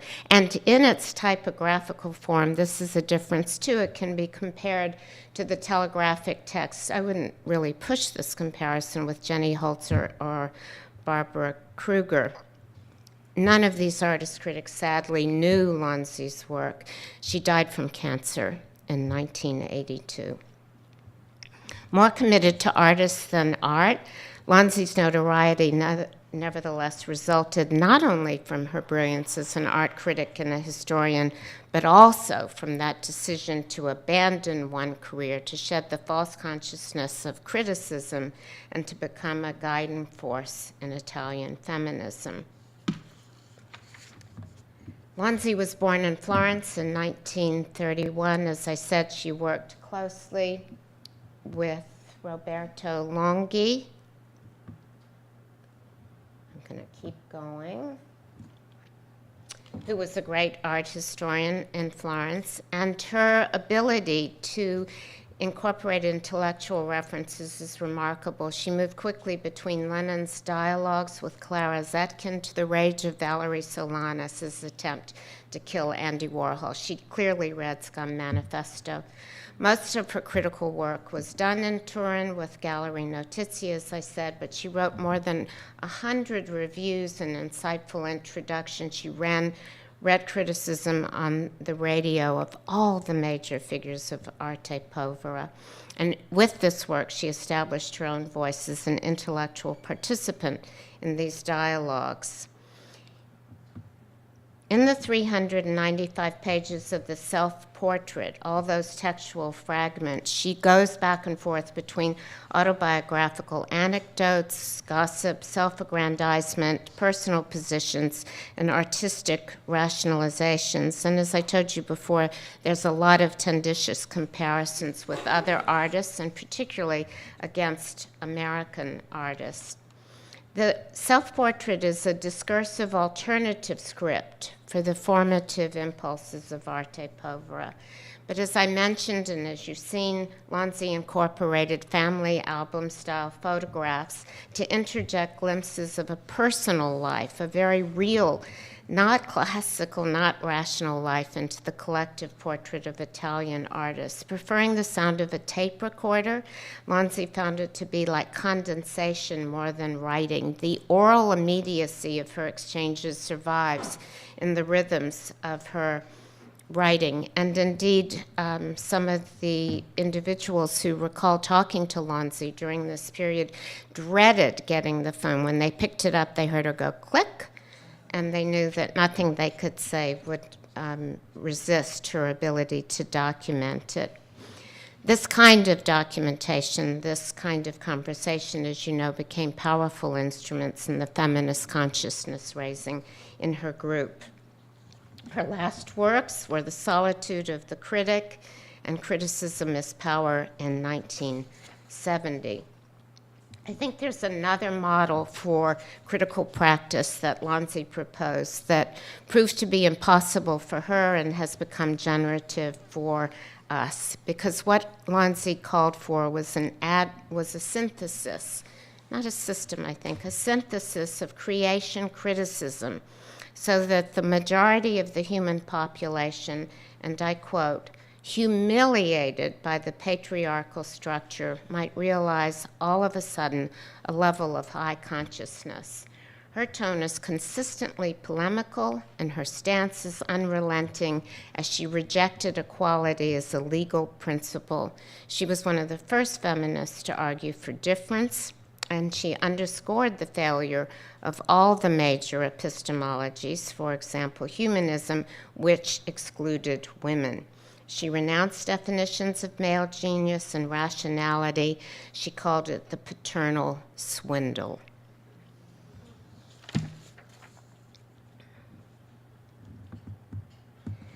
What I want to end with and remind you, and because I see Matt sitting right here in front of me, what I want to emphasize is that this work she did, the Autoritratto, the compilation of all the interviews that she transcribed over 7 years, was put together in Minneapolis. She was here in the U.S. with Pietro Consagra. He was traveling to Minneapolis, and he was in Chicago. I don't know if she was, but he was here meeting with Bud Goldberg, the famous Chicago architect, to talk about important architectural and sculptural commissions. She came to the States from 1968 to 69. These are her photographs from Minneapolis with consagra, as I said. They traveled to New York. We know that because she wrote wonderful letters back to her sister describing exhibitions at the Whitney and the Modern. They were in San Antonio, maybe Chicago, as I say her. She was very much aware of the hippie culture in the U.S. She'd read Masters and Johnson, read at it, and as I said, knew about the pop artist. Carla Lonzi spoke not one word of English. People who met her in Minneapolis were very struck by her quiet personality and how much she sort of deferred to the great sculptural figure. There she is at her desk in Minneapolis, compiling, as I say, this dialogical narrative of her subjectivity, a divided self far away from home, completely away from her linguistic comfort zone. She brings her language in through the voice of others to create her self-portrait through these many sets of relationships. By 1970, Carla Lonzi had ruptured relationships with all of her patriarchal constraints, whether they were religious, political, and cultural. Like Paul on the road to Damascus, she reinvented herself as a protagonist in feminism. She's also happy here. I've relied, as you can imagine, on a very complex bibliography on feminist rhetoric for the work that I'm doing on Lonzi's Autoritratto, not so much about self-portraiture, but more about what Donna Stanton calls autobiography. And there's an equally large bibliography that looks at female autobiographies in Italy as well. In sharp contrast to Paolini, Carla Lonzi's goal in all of her text was self-discovery. It was about her desires. She was frustrated that she was not the equal of the artists, and she thought she could create her identity, narrate her identity through writing, create the subject, give herself an autograph, give the female an eye, give that substance through the inscription of the personal and the political.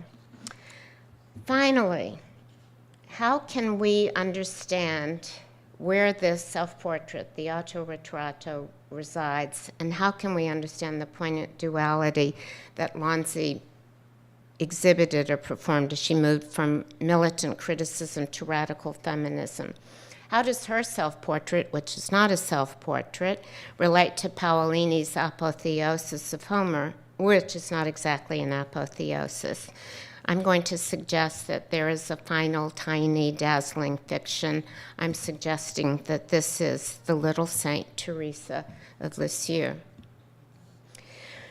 When I began as an art critic, Lonzi says, what was attractive was the possibility to place myself in the place of others, to analyze, participate, and discover, occupy myself piece by piece to confront the realization of my impotence and to realize myself.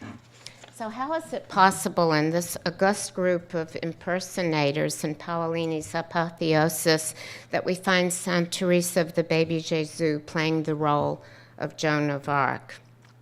Teresa was born herself in 1873 and sent with her sisters to a cloistered Carmelite convent. She was canonized in 1925 and became a church father in 1997. My sense is that St. Teresa, the very humble and sweet sister, if not saccharine poet, plays the sanctified version of the douanier Rousseau in Paolini's Autoritratto. Like Joan of Arc, she retains her innocence and resists all forms of political and ecclesiastical tyranny. Moreover, this is Teresa with her sisters. Moreover, Lonzi wanted to have St. Teresa as the cover image of her book, her self-portrait Autoritratto, and this image was produced by Giulio Paolini for her. The publishers rejected this cover and instead chose the iconic, forceful, recognizable slashes of Lucio Fontana. If St. Teresa then is a final convergence, I think it's the insistent collage techniques and montage techniques that both Paolini and Lonzi incorporate with photography and audio recordings that stand as enduring 20th century strategies of formal innovation. Responding to Madalena Desch, our wonderful colleague, in 1995, Giulio Paolini said, "The author is absent in front of the work because he's hiding behind it and inside it." But then Paolini continues, "If the artist doesn't know himself, he cannot recognize himself in the work, much less understand the audience." Paolini's Apotheosis is orchestral and communal. It's a crowd of spindly music stands. Lonzi's, and so this is him turning away behind and inside it. The piece, by the way, was photographed by his wife, Anna. Paolini's Apotheosis is orchestral and communal, and Lonzi's self-portrait is also an orchestration of a communal artist's dialogues. In 1970, she found her salvation from false criticism in a community of women, not cloistered, but whose sexual identity and whose writing produced their own kind of apotheosis. I wasn't sure whether I would have my last quotation go to Italo Calvino, who writes so beautifully and was a friend of Paolini. But I've decided instead to give Giulio Paolini the last word, since the installation is here. And the last comment that I have from him is that, in reference to the apotheosis, the number of characters in this work could grow endlessly, proceeding ad infinitum. This endless work continues today in this room. Nope, we have to give the last word to Carla Lonzi. Lonzi said, quote, "The feminist movement is not international, it's planetary." Thank you.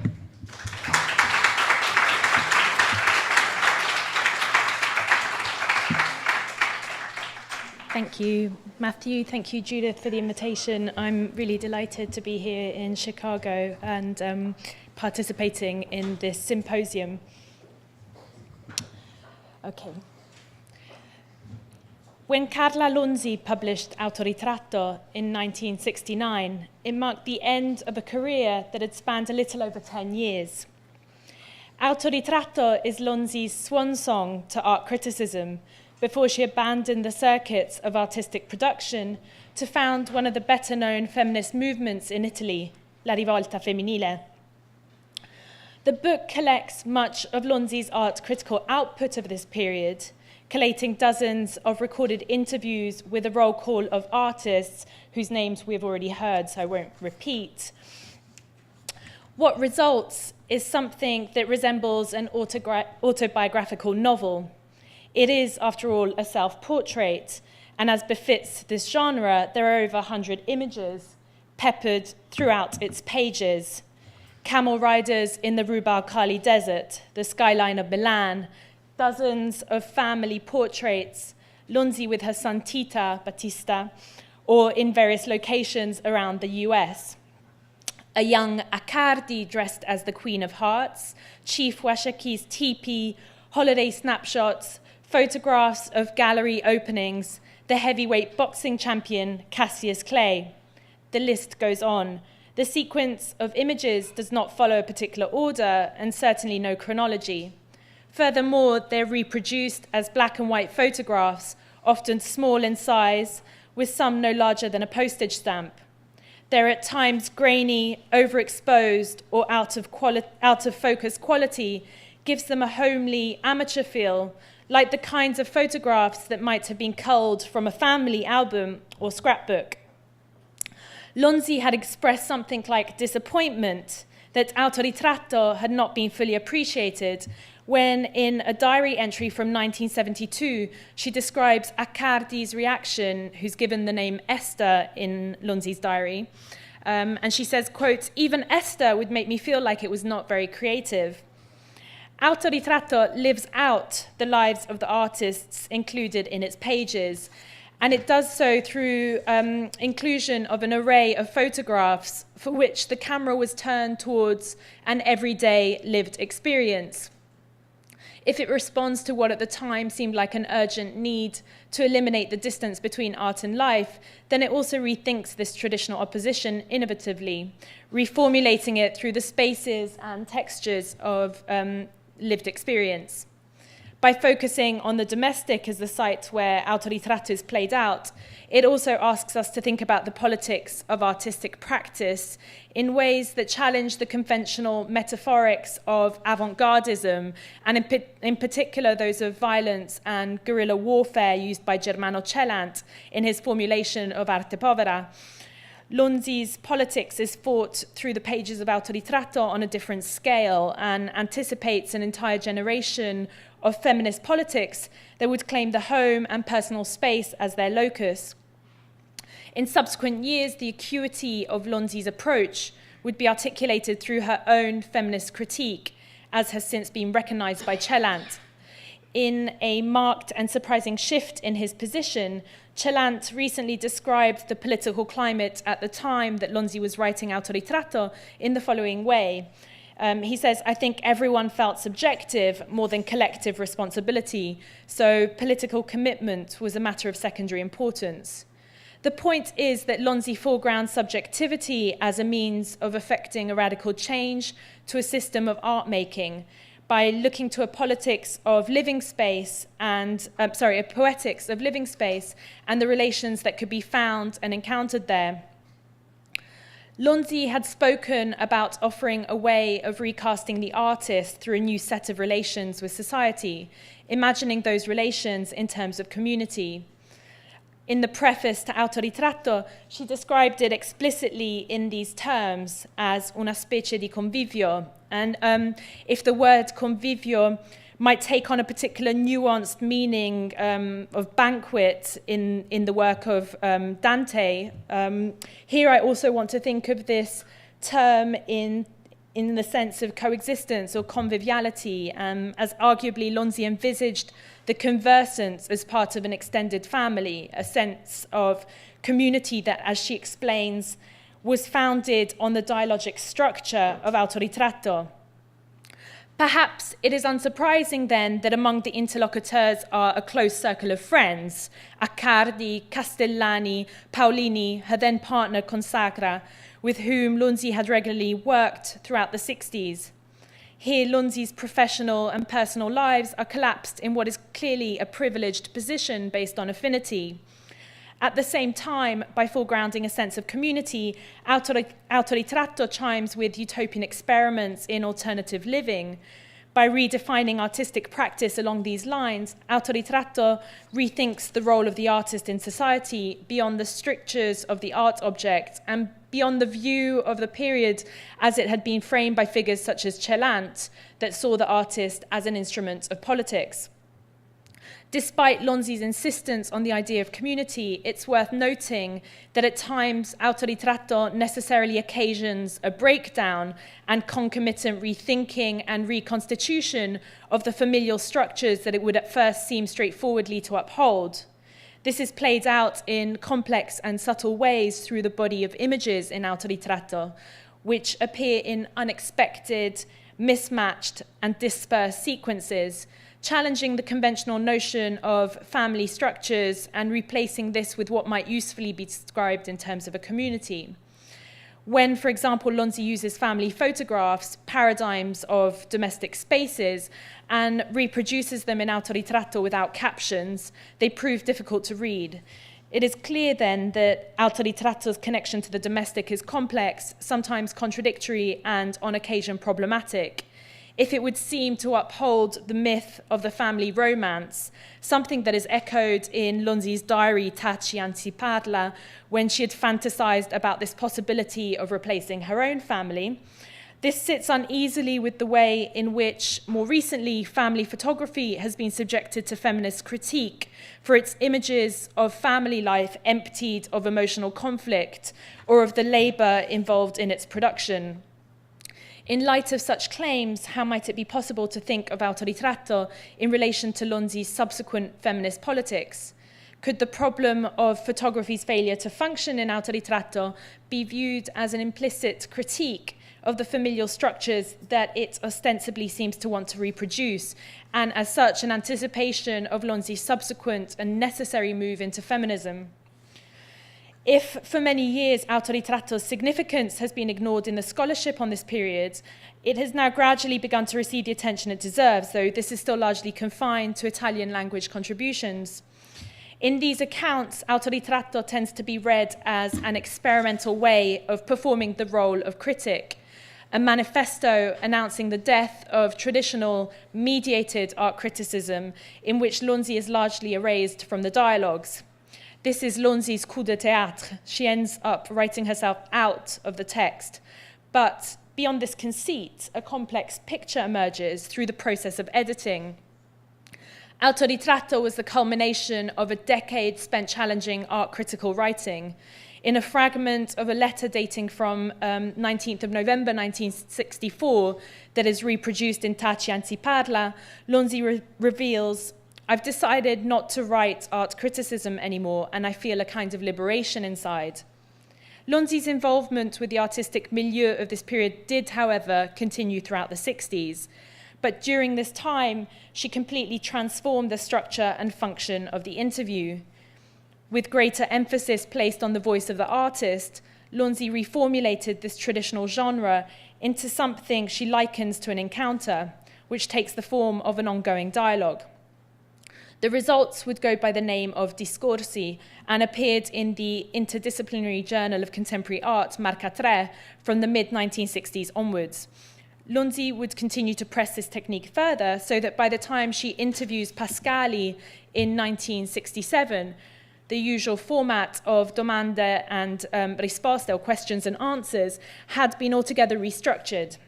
Here, Lonzi's questions are entirely replaced by a series of ellipses.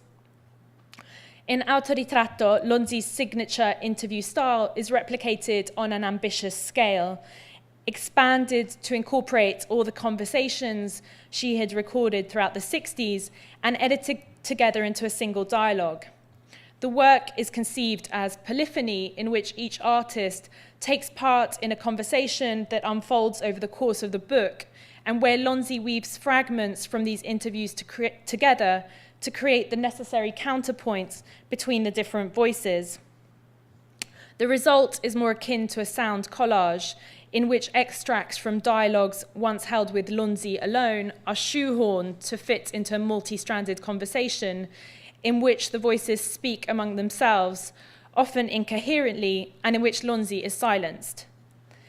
Much has been made of the structure and language of the text in recent literature, particularly as it's here that Lonzi seems to edit herself out of Autoritratto. Commentators have recognized that Lonzi's presence has somehow been recuperated in her almost obsessive capacity to register the artist's voices, their every sound transcribed with all their idiosyncrasies retained, so as to evoke the texture of the interactions between the interlocutors. For example, when Lonzi transcribed the following display of affection, Bacio di Luciano Fabbro, Kiss from Luciano Fabbro, or elsewhere where Lonzi records Scarpitta's playfully mocking the American pronunciation of his name, 1, 2, 3, 4, 1, 2, 3, 4, Scarpita, Scarpita. This level of informality characterizes Autoritratto throughout and signals an unapologetic rejection of the traditional interview format in order to create something that corresponded to the sense of the as-lived. Lonzi makes this aim clear from the start of the book, where her interlocutor is Fontana, who, apparently thrown by this new approach, asks, "What can I say if you don't tell me what you want me to talk about?" But if it has been widely argued that Autoritratto offers a striking alternative to traditional art criticism in the post-war period, What then made it possible for it to be structured in such a way that registered the intimacy of home and the proximity of relations with friends and family? Or to put it slightly differently, to pose this problem is in some sense to regard Autoritratto as symptomatic of a way of thinking that animated this period, to see it as registering a particular attitude. What I'm interested in here is the way that photography works in Autoritratto to create the semblance of a mise en scène, and furthermore how it works in relation to the text. If Lonzi's techniques of self-effacement play such a central role, then why does the book go by the name of Autoritratto? And in contrast to the way in which Lonzi had spoken about eliminating her own voice from the texture of the book, it is particularly striking that she seems almost to insist on her visibility through the photographs that are included throughout the text. Consider this photograph that we've already seen, taken in her apartment in Minneapolis, which she shared with Consacra, her partner at the time. It's a photograph of Lonzi at work, here perched at a desk with a reel-to-reel recorder in front of her, that Autoritratto was realized in the spring of 1968. Through the process of recording, she explains she'd been able to get, I quote, close to the artist, listening to them repeatedly, particularly if she hadn't understood the first time round. Lonzi sits on the edge of her seat in this obviously domestic setting, wearing fur-lined slippers, the sheer curtains drawn, the low bed on the left only just cropped out of the frame. This is an image of everyday activity that would serve as a model for the entire book. It quietly registers the laborious technique of transcription as Lonzi creates her fictional group portrait. This is the process by which Autoritratto is brought to life in all its contradictions.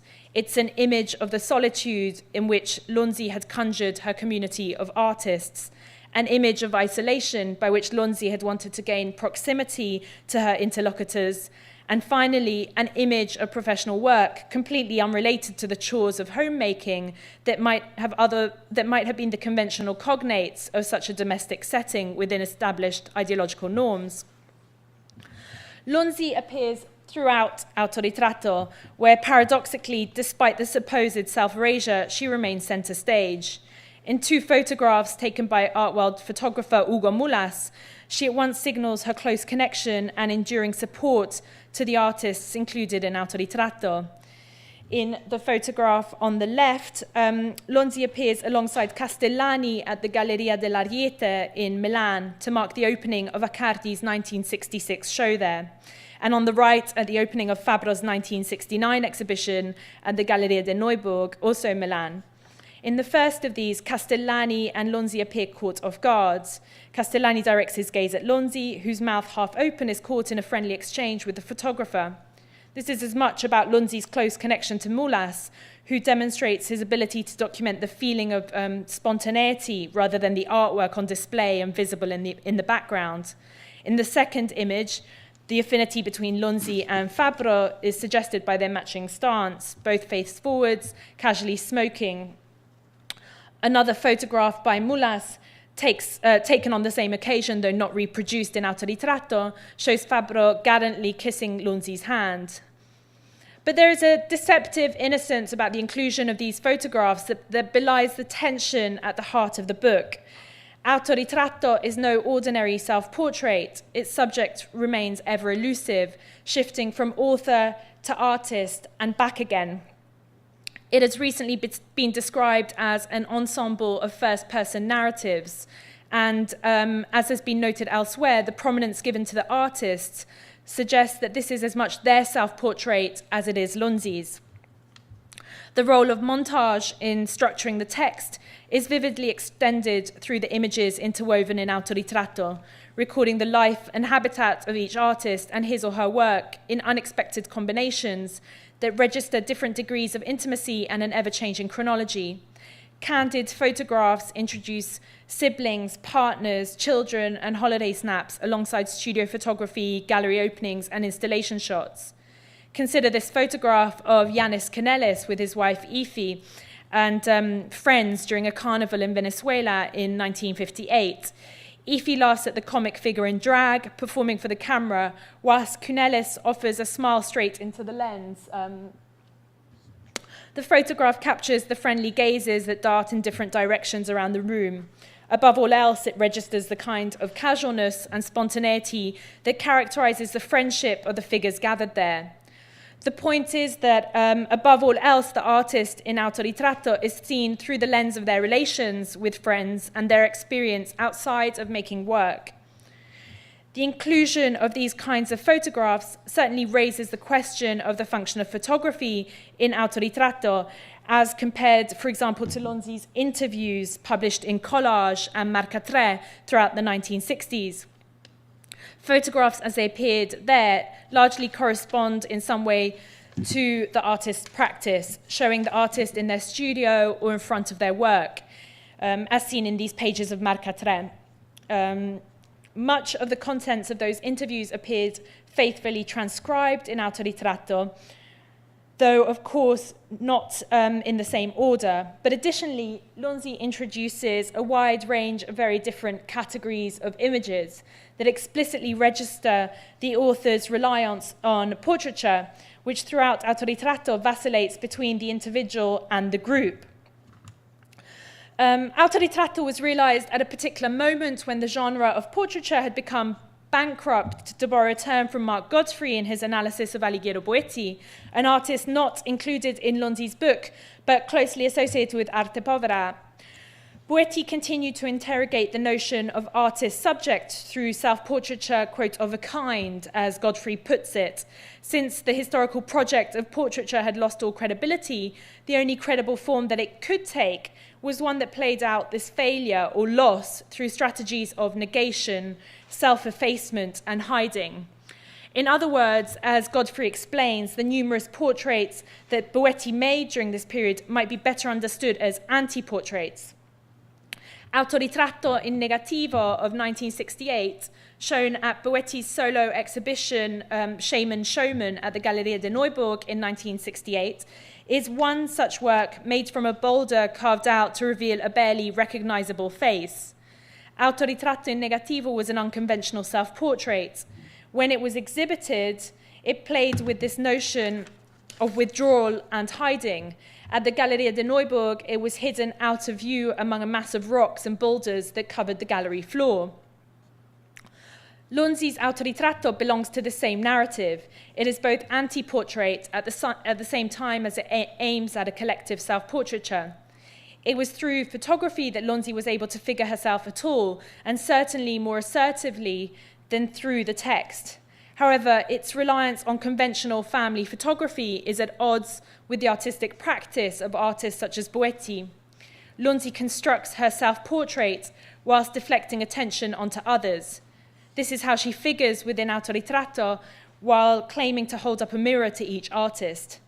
Moving in and out of visibility could be seen as a trope to capture the as-lived quality she strove for.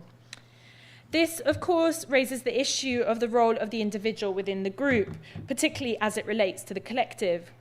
As we've heard, reproduced in Lonzi's Autoritratto, Paolini's self-portrait of 68 suggests perhaps the impossibility of such an attempt at collective self-portraiture. Populated by artists, art historians, and critics, a crowd of people that recede as a mass of heads towards the horizon below a stylized sky. With few exceptions, the cut-out figures all look in different directions, isolated and free-floating. Among the multitudes of heads that recede into the background, there are familiar faces from the period, as well as the recognizable figure of Henri Rousseau, taken from the artist's self-portrait Moi-même of 1890, who appears in the front row, and Lonzi figures just behind, as we heard, alongside Corrado Levi, Fontana, and Tano Festa. Despite the title of self-portrait, Paolini is omitted, as Lonzi had claimed to be in Autoritratto. Instead, it conjures the kind of awkward and at times disconnected imaginary community that would also structure Lonzi's book, where again the possibility and impossibility of this aim appear to be played out. The singularity of each voice remains in constant tension in Autoritratto's attempt to register collective experience. This is reflected through the selection of photographs that register an ambivalence between a focus on the individual, at times cropped from a larger group portrait, and photographs that foreground families and friends. When Paolo Fossati reviewed Autoritratto for NAC in 1969, it was Autoritratto's emphasis on the idiosyncratic and individual experience that met with such disapproval. His initial praise is quickly replaced by the accusation that Lonzi simply ends up exchanging one codified system for another, which, as he explains, takes the form of a tribe. Fossati's review is peppered with vocabulary aimed at evoking this ethnographic image. He describes the palpable totemism and Lonzi's tribalism as a politics of exclusion. And tribalism also evokes a 1960s form of juvenile communality, gangs, groups, for example, that challenges, deliberately or not, the nuclear family of the boom era and its forms of sociability. And certainly in 1960s Italy, the word carried this meaning. But to go back to Fossati, the real cause of irritation for him is that Autoritratto legitimizes its gang with little more logic or substance than a declaration, and relies on rhetoric designed to be emotive. Whilst for Fossati, the tribalism of Autoritratto is simply dismissed as a familiar trope of this period, it is clear that Lonzi's emphasis on the individual and on subjective experience as a way of challenging art criticism appears markedly different from that of her contemporaries. Lonzi was not alone in her desire to challenge art criticism. As has been noted in the recent scholarship, she was responding to a context that had developed in the post-war period around the much contested roles of both artist and critic. By 1960, Lonzi had also begun to make a stand against this practice in an essay for the 30th Venice Biennale. And echoes of this sentiment can be heard in Autoritratto when Lonzi characterizes art criticism as a sham profession, un mestiere fasullo, she calls it. Her repeated references to the failings of the critic has served as a point of departure for the narratives written around Autoritratto. There's been an overwhelming tendency in these important Italian language contributions to situate Autoritratto along a trajectory whose end point turns art criticism on its head. This trajectory is bookended by the essay La solitudine del critico, published in Avanti in 1963, or Lonzi's Year Zero, as it had been called by Consacra, and the article signalling her departure from the art world, La critica e potere, published in NAC in 1970. Lonzi would anticipate much of the criticism levelled against her in the preface to Autoritratto. There, she rebuffs the charge of fetishization and instead defends her aim of transforming the relationship between artist and society. Lonzi envisages an artist freed from the increasingly determined and instrumentalized role according to the prevailing attitude of the 60s. In language typical of the utopianism that colored this period, Lonzi proposes an alternative way of living where the artist, liberated from the strictures of the art market as well as the authoritarian grasp of the art critic, could instead function as the vanguard for a new society. The point I want to emphasize here is that for Lonzi, this new set of relations would need to take place on what might be characterized as a domestic scale, based on proximity, individual experience, and affection, rather than the kind of cultural programming that figures such as Giulio Carlo Argan had wanted to institute. With its exaltation of the personal and the individual, Autoritratto remains far removed from the militant rhetoric that shaped the art criticism of that entire generation, that looked to collective action, and certainly from Fossati's own social historical perspective. Lonzi had made much of the editing process, which results in an artificial and highly orchestrated semblance of dialogue. What has been described by Laura Iamurri as the bewitching fiction at its heart. Exploring Lonzi's unusual adoption of reel-to-reel recording, Iamurri details the process of transcription by which Lonzi rendered the texture of the conversations palpable, casting light on Autoritratto's often impenetrable structure. It's clear that Lonzi had been aware of the radical possibilities of using a tape recorder and the proximity it was assumed to be able to deliver in relation to the artist. This choice was governed by a particular attitude towards the critic, an ethics of the respondent, and a priority given to spoken word. Lonzi is explicit that the moment of recording could offer a way of eliminating the need for mediation. This was the trick behind her disappearing act, which she reveals to Consacra when she explains, and I quote, "In that moment there, I disappeared, and rightly so, because I was simply an instance of something which assisted others in developing their own awareness." The reel-to-reel recorder is enshrined by her as a means of eliminating the need for interpretation and distancing herself from her role as critic, a particular outlook that equated the use of technology with the myth of pure or raw experience. But perhaps beyond Lonzi's rhetoric, what remains so striking about Autoritratto is that it seems to register the impossibility of such unmediated experience. That is, it's so arguably so artfully made. At times, it's indeed difficult to avoid feeling like an intruder on a romantic scene in Autoritratto, for instance, in the tender embrace between Cornelis and his wife Ifi, reproduced as a small rectangular photograph that's not much larger than a postage stamp. With their arms interlocking, the photograph is cropped around their shoulders and face in such a way as to close in on their affectionate exchange. Autoritratto wants to recuperate the kinds of conversation that would normally have remained beyond the remit of critical writing. These include confessions of love by both Vaccari and Paolini, which perhaps suggest ways of inscribing the artist's subject through a range of more human emotions rather than the categories of hero or cult figure. Autoritratto is replete with variations on this theme, as, for example, in this photograph of Pascali with his girlfriend Michelle. It was taken in the summer of 1968 on the banks of the river Tiber in Rome.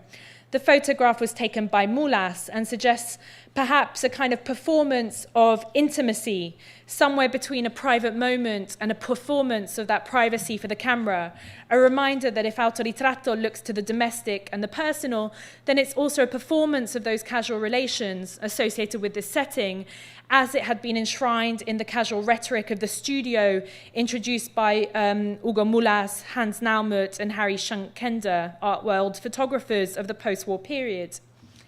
In Autoritratto, Lonzi dismantles and remakes the dualities between private and public, and between the personal and the political that informed her feminist practice through La Rivolta Femminile in the years after she abandoned the circuits of artistic production. Lonzi certainly continued to interrogate the relationship between the private and the public through autocoscienza, a form of political commitment that was able to, I quote, transform home into a political space for collective engagement and the development of subjectivity.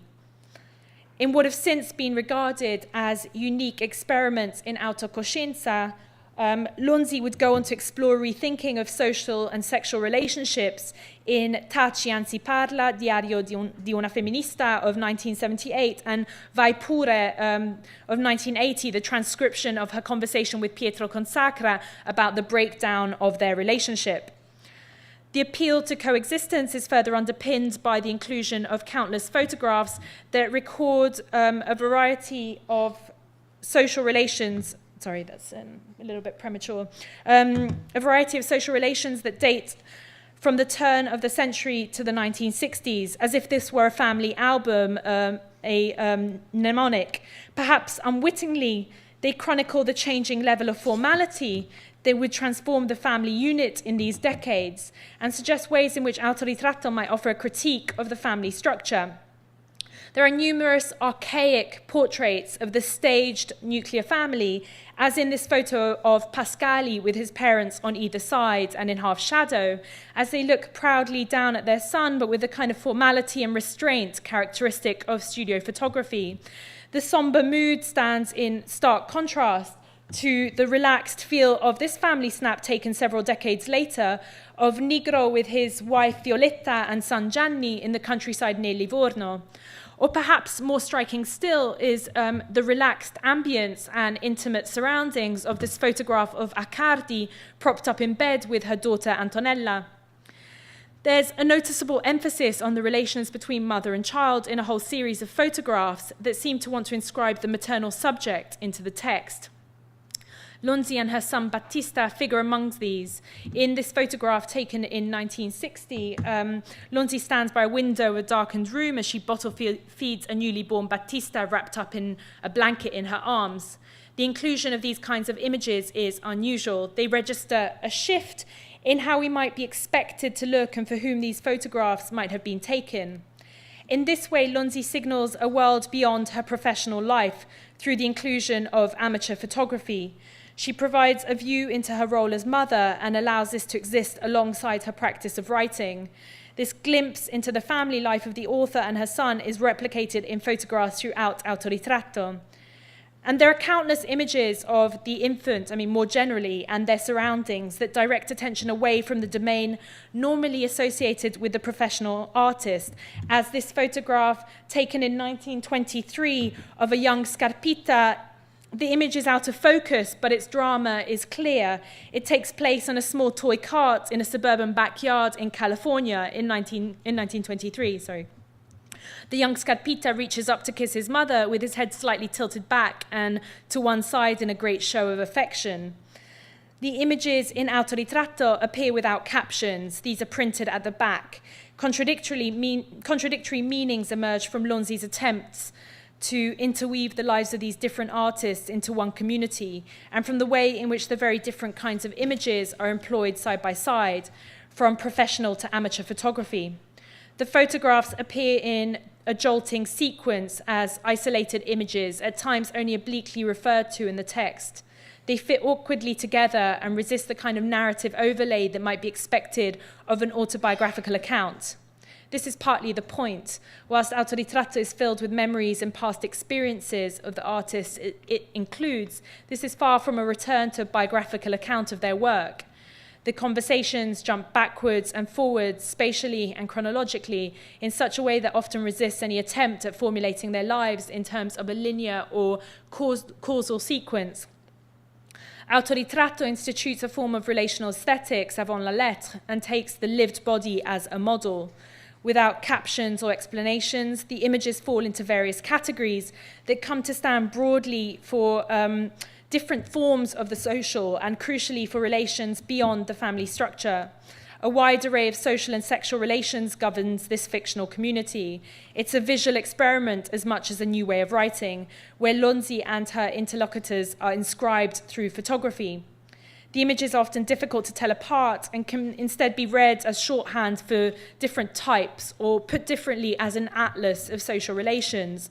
Autoritratto becomes a rehearsal of that encounter that Lonzi had spoken about so emphatically, and which is encapsulated in this letter to Pino Galizio from 1961, when she says, "I'm increasingly convinced that a new work, a language that represents a way forward from the affirmation of the great masters after the last war, can only come from new forms of relationships between people. Basically, despite all our differences, we have one fundamental point in common, our studies and willingness to come together, and that tension that this gives us." Autoritratto makes us think about the artist's engagement with their environment as a powerful way of displacing the object. One of the key exhibitions to register these changes towards installation and performance-based work was Lo Spazio dell'Immagine, held in Foligno in 1967. A number of works from that exhibition are reproduced in Autoritratto, including Castellani's Ambiente, Fabro's Incubo, and Alviani's Interrelazione Speculare.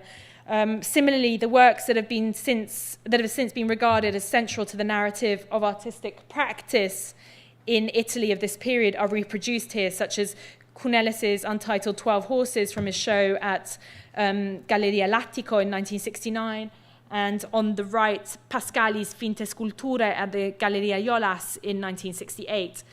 Similarly, if Autoritratto documents a new type of performance-based practices, then it also registers a shift in the way in which the artist appears to perform for the camera. Consider the photograph of Rotella, caught wresting posters from hoardings in Rome, the materials for his next décollage.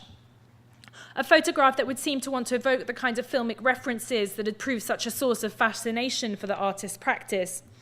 Autoritratto is peppered with similar moments in the everyday life of each artist and the contemporary realities of making art in post-war Italy as they perform for the camera. Autoritratto ends up looking the way it does in part because it chronicles the production of these new kinds of works. As a way of conceiving of artistic practice, it chimes with the many and various radical moves made throughout the 60s away from object-based work and towards participation or direct action, a term which would signal political action as much as it resonated with artistic practice and which dominated the rhetoric of both.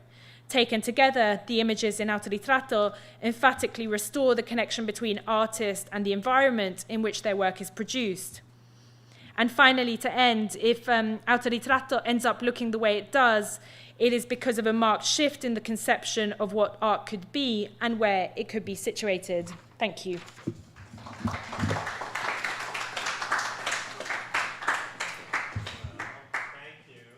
Hi.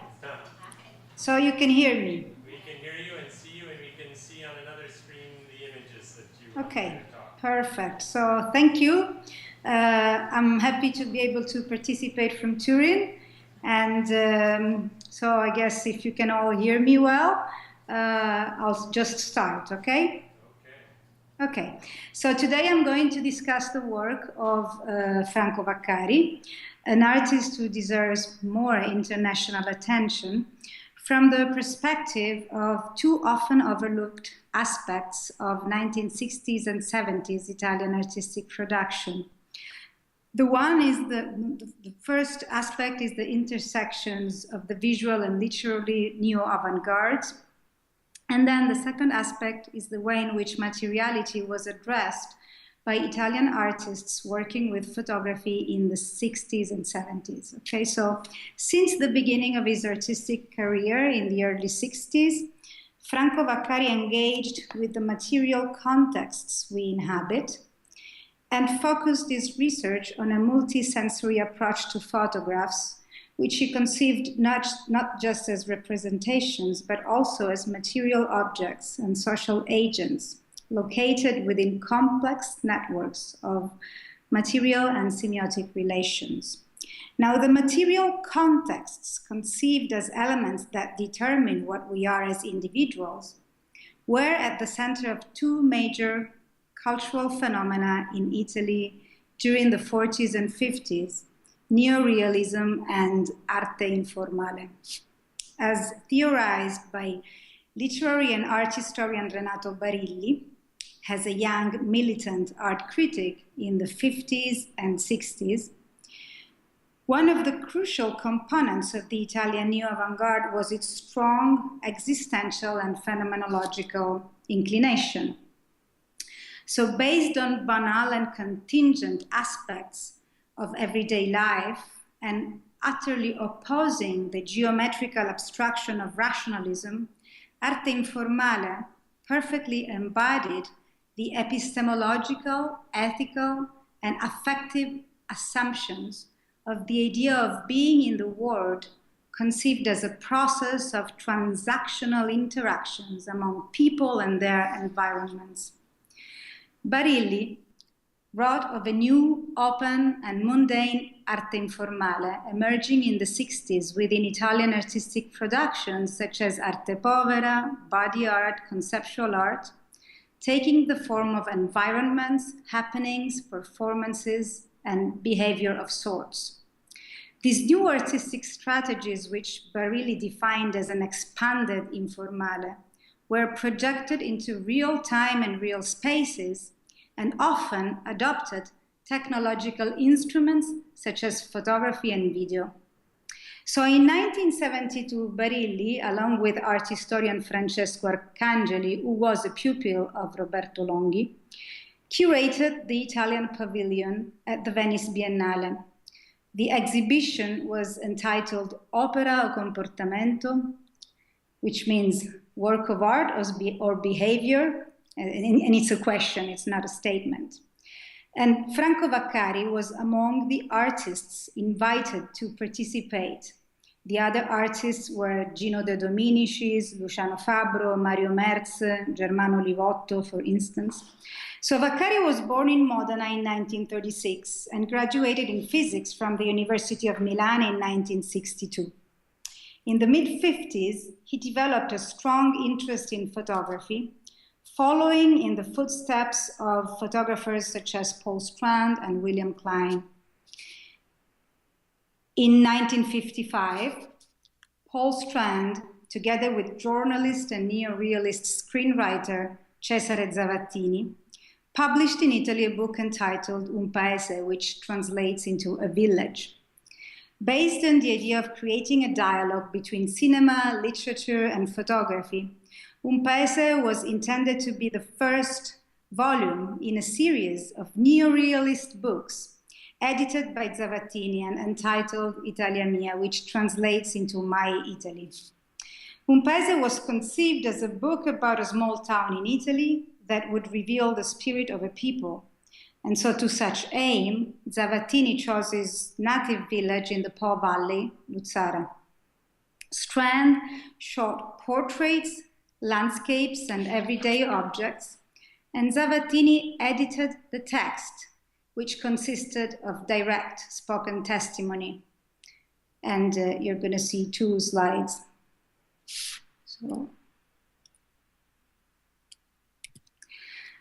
Now, Vaccari was struck by the book's straightforwardness and simplicity, which was very distant from both the populist rhetoric of late neorealism in Italy and the aestheticizing formalism typical of Italian amateur photographic circles at the time.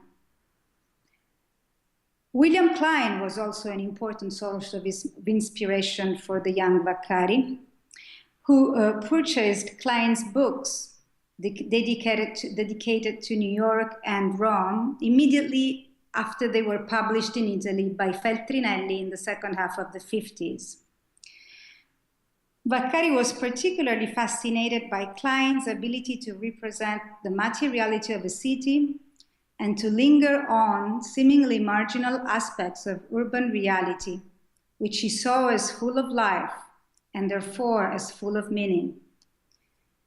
In 1963, while in Rome to perform his military service, Vaccari visited art galleries and read an Italian translation of The Way of Zen by Alan Watts, one of the first best-selling books on Buddhism and a sort of Bible of the 1960s youth counterculture movement.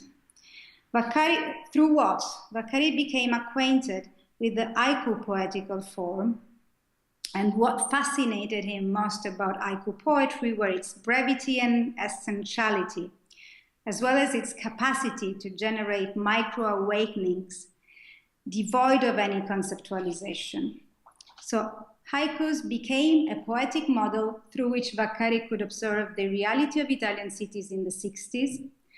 And most importantly, the artist brought the haiku model to words as well as to photographs. So using newspapers, magazines, novels, printed advertising materials, he cut out words and bits of sentences, threw them out on a table, and reassembled them to form poetic compositions. In the meantime, he explored urban spaces, photographing graffiti on city walls and in public toilets, as well as stairs, scribbles and drawings on billboards. So with part of this material, in 1965, Vaccari self-published a collection of visual poems entitled Poesie. After the publication of the book, Vaccari came into contact with the Italian visual and concrete poetry.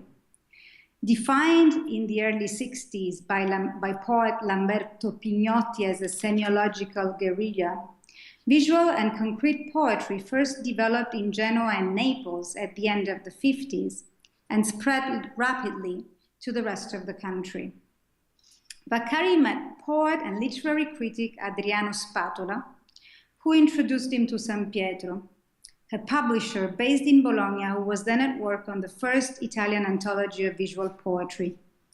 San Pietro offered Vaccari to republish Poesie. He accepted and produced an enlarged and revised version with the new title, Entropico, which translates into entropic. So a physicist by education, Vaccari introduced scientific language into artistic practice. he intended to move away from any formulaic artisticity or anything immediately recognizable as poetic. To use Marinetti's words, he wanted to, quote, kill the moonlight, unquote. So using the ready-made model and drawing the material for his poetry from what he defined as the entropic language of the media, Vaccari deliberately kept artistic codification to the minimum level. While working on Poesie and Entropico, Vaccari produced a series of montages in which he brought together his photographs of graffiti and fragments of billboards, along with cutouts of photographs, graphics, and texts from a plethora of printed media. He considered these works visual poems, just like the ones published in his books. And yet, these montages did not fit the canons of Italian visual and concrete poetry. They were not well received by the Florentine group Gruppo 70, founded by visual poet and literary critic Lamberto Pignotti. The poets belonging to Gruppo 70 were inspired by British pop art and deconstructed slogans and icons of the mass media in order to activate a form of political protest. Vaccari's iconicity was not appreciated by concrete poets, led by Adriano Spatola, who treated the page as a pictorial surface upon which they located typographic characters and words along the line of an anti-iconic, geometric, and minimalist abstraction. The criticism Vaccari received from both visual and concrete poets is not surprising.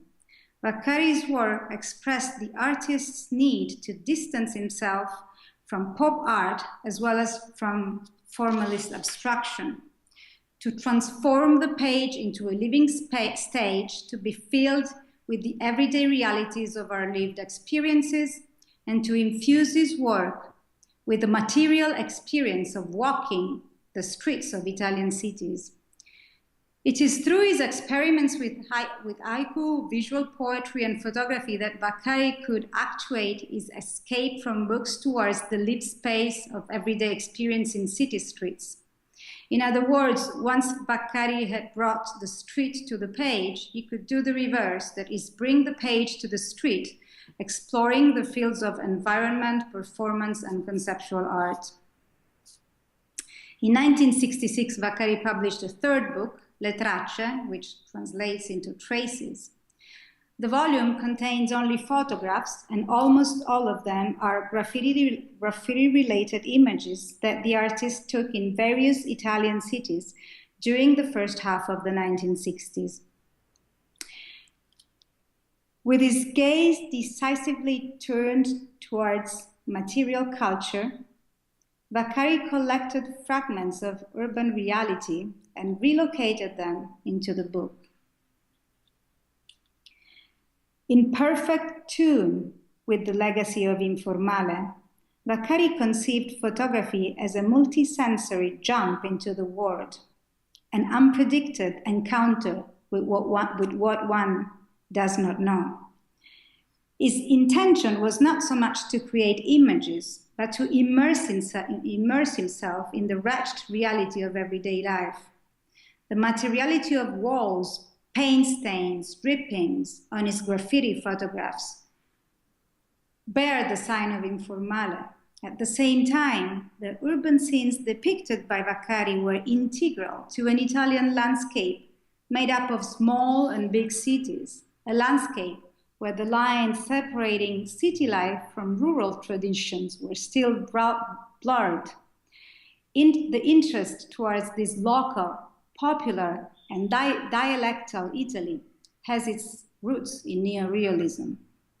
In the introductory essay to Le Tracce, Spatola describes the artist as an urban anthropologist. The graffiti that transforms cities in vast open-air museums of the forgotten and the repressed represent an encounter between the human's most basic and radical aspirations and the current market-oriented iconographic landscape, which is, quote, sex in which, quote, sex is simultaneously relegated to obscenity and used as an advertising tool, unquote. So the marginal work that Vaccari's work shows is a veritable anthropological, sociological, and psychological portrait of Italy in the 1960s. The artist presents graffiti as instruments of emancipation from and resistance to the code of conduct prescribed by the Catholic Church and the stereotypical myths that the society of mass consumption amply diffused during Italy's economic boom, notably through advertising posters being pasted on city walls. In 1967, before turning to environments and happenings, Vaccari produced another work which can be placed in the area of visual poetry, and the title is Canti di Grilli, which translates as cricket songs. On a photosensitized canvas, the artist reproduced a graph illustrating the range of frequencies pertaining to the sound crickets produce in the mating period between males and between males and females. Canti di Grilli introduces as poetry something that does not belong to the human realm, but to the animal one. By showing that insects, like crickets, communicate and that their language contains emotive elements, Vaccari took away the human being's prerogative as the sole protagonist in a world of communication and social action and presented animals as social actors, just like individuals. The artist's rejection of deeply rooted anthropocentric ideas, his focus on material culture, and his idea that objects are not just passive recipients of human intentions and actions, bear striking similarities to the theories formulated in the 1980s and 90s, respectively by sociologists of science and anthropologists Bruno Latour, Michel Caillon, and John Law, and by anthropologist Alfred Gell. According to these scholars, animals and objects are not just passive recipients of human actions and intentions to the extent that their being in the world produces effects. They are social actors, just like human beings. And every social fact is the product of a complex network wherein human and non-human elements interact. In 1968, Vaccari was commissioned by the Civic Gallery of the city of Modena to design an installation inspired by Antonin Artaud's Theater of Cruelty. At that time, as is well known, avant-garde experimental theater had made its way to Italy via the Living Theater, Grotowski, and Cantor. And Vaccari appreciated the non-narrative dimension of Pricot's and Cantor's experimental theater particularly. He valued the absolute rejection of metaphor, whereby a literal term is substituted with figurative language in favor of metonymy, which does not entail analogical connections, but only logical and material contiguity. Vaccari was especially interested in Artaud's emphasis on physicality, the way actors and objects appear on the stage not as representations, but as real presences. Inspired by Artaud, Vaccari brought the streets into the museum's exhibition hall. He built a labyrinth made of various objects taken from Modena's dump. Old and moldy doors and wooden boards covered with graffiti, cans, street signs, etc. He also used 6 big letters made of cement, A-R-T-A-U-D, which form the word Artaud, which were placed haphazardly throughout the labyrinth. So these letters were halfway between the verbal and the iconic, but at the same time, they had a very strong physicality. So with this installation, Vaccari transferred the model of visual poetry into the exhibition space. He projected the page onto real space, and this experience led him straight to the conception of his exhibitions in real time, which he started producing the year after in 1969.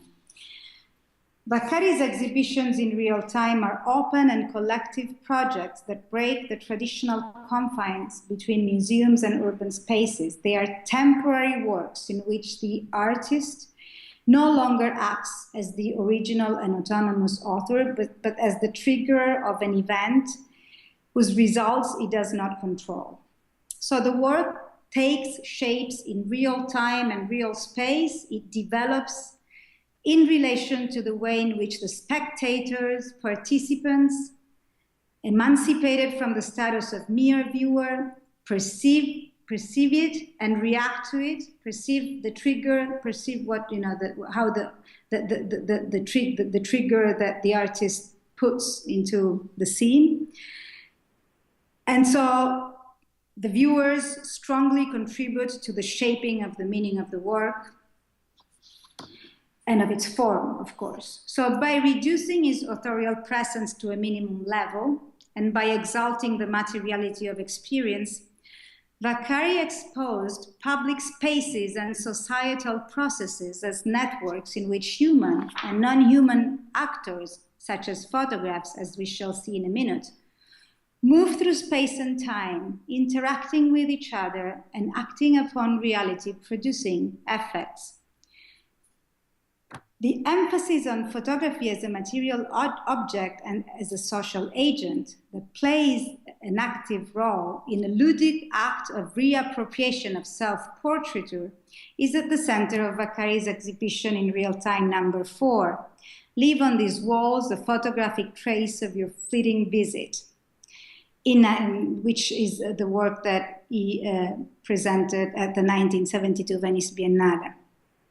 And again, the idea of sort of rehabilitation of self-portraiture is at the center of another work that he produced shortly after 72, which is called Italy's Photo Booth, which is Italy's Photo Booth Kiosks, which is a sort of a continuation of his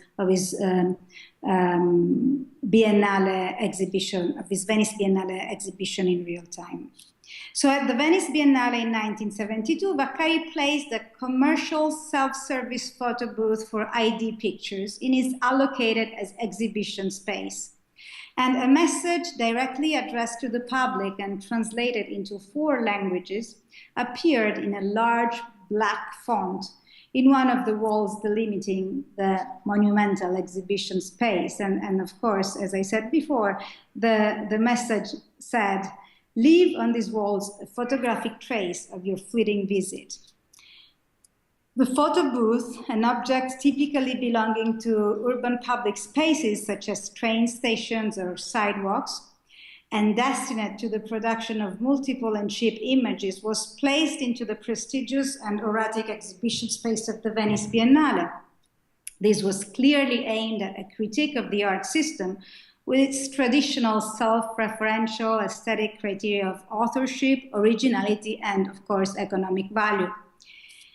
Also, the mechanical instrument of production of cheap stamp format portraits was presented by Vaccari as the source of a flood of images gradually accumulating on the walls of an exhibition space, usually reserved to important artists. So the photo booth operated exactly like when commonly used in the streets. Therefore, those who wanted to take their picture had to pay the regular price normally paid for ID pictures. And yet, instead of following the logic of identification and surveillance, at the Venice Biennale, ID pictures were transformed into a recreational and liberating tool for the overcoming of the separation between the self-referential spaces of the art sphere and the public urban spaces. Many visitors were happy to comply, and photo strips quickly covered up the white walls of the exhibition space. And here you see an example of the photo strips collected by Vaccari. On the left, this is photo strips depicting people taking photographs of themselves while inside the photo booth. And on the far left, you can see Ugo Mulas. Of course, he collected during this event, Vaccari collected thousands of photo strips. Many of these photo strips depict artists, art critics, you know, the people who would normally go to the Venice Biennale.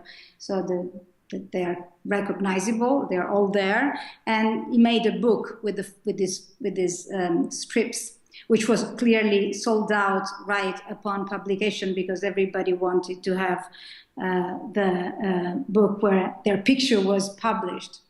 So right after the Venice Biennale, Vaccari decided to expand the photo booth project, transposing it to the urban context. And what you're seeing now is the outside of the railway station in Florence. He asked to the leading provider of photo booths in Italy, the same that had lent him the photo booth for the Venice Biennale, permission to use for 1 year all the photo booths across the country, which amounted to about 1,000. So to attract participants, Vaccari designed a poster for the search of novice actors for a movie production. It was indeed his intention to make a movie using all the photo strips as photograms in an uninterrupted sequence. The posters were placed on the photo booths, inviting users to leave their photo strips in a tin box specifically designed for the purpose and appended on the original structures. So, accessible on a 24-hour basis, the booths offered, and I'm quoting Vaccari, a moment of self-awareness, a pause in the rigid chain of events, a private space within a public one, which people could use in complete autonomy and where they could freely express their dreams and desires, unquote. And the picture you should be seeing now shows a photo booth in Rome. So when the project came to an end after about 1 year, the artist had collected several dozen thousand photo strips from all corners of the country. And so he divided some of them, he assembled some of them and divided them so you can see gay couples, you can see kids smockings, they were put together, he put them together accordingly to geographical provenience or gestures or clothes or hairstyles or attitudes of the sitters. And again, as an ensemble, these photo strips offer a very interesting anthropological map of Italy between 1973 and 1974. And here you see more photo strips, young girls wanting to become movie stars or transvestites. So in full coherence with the exhibitions in real time and in perfect tune with the late 1960s and 70s cultural and political climate, Vaccari defined himself as an aesthetic operator, engaged in the activation of processes rather than in the production of art objects. And his artistic practice stemmed from the need of engaging reality. It was the result of a dialogue with the viewer. It had the dimension of social practicability. As the works I have so far described demonstrate, Vaccari placed a great deal of importance on the material dimension of objects and emphasized the role of photography as a social agent rather than as the expression of someone's authority. For him, photographs do not merely record reality, they operate on it, and in the process, they determine and modify it. So I will conclude with an anecdote reported by the artist himself that can be used to understand to what extent the content of an image can sometimes be a marginal fact, even in the case of ID pictures. So I'm quoting Vaccari. Before the war, my father owned a photography studio in a small village close to Modena. One day, a middle-aged lady entered the shop asking for her ID picture to be taken because she had to go visit her son, who lived far away. But she needed them right away. My father explained her that this was not possible, but she insisted. So he opened a drawer and pulled out some ID pictures, that had been there for quite some time because no one had come to collect them. He suggested her to use one of the pictures for her ID. The woman, surprised, cried, "But this is not me." And my father, "I know, but you're the only one who knows that." The woman got convinced by my father's argument and accepted the deal. Thank you.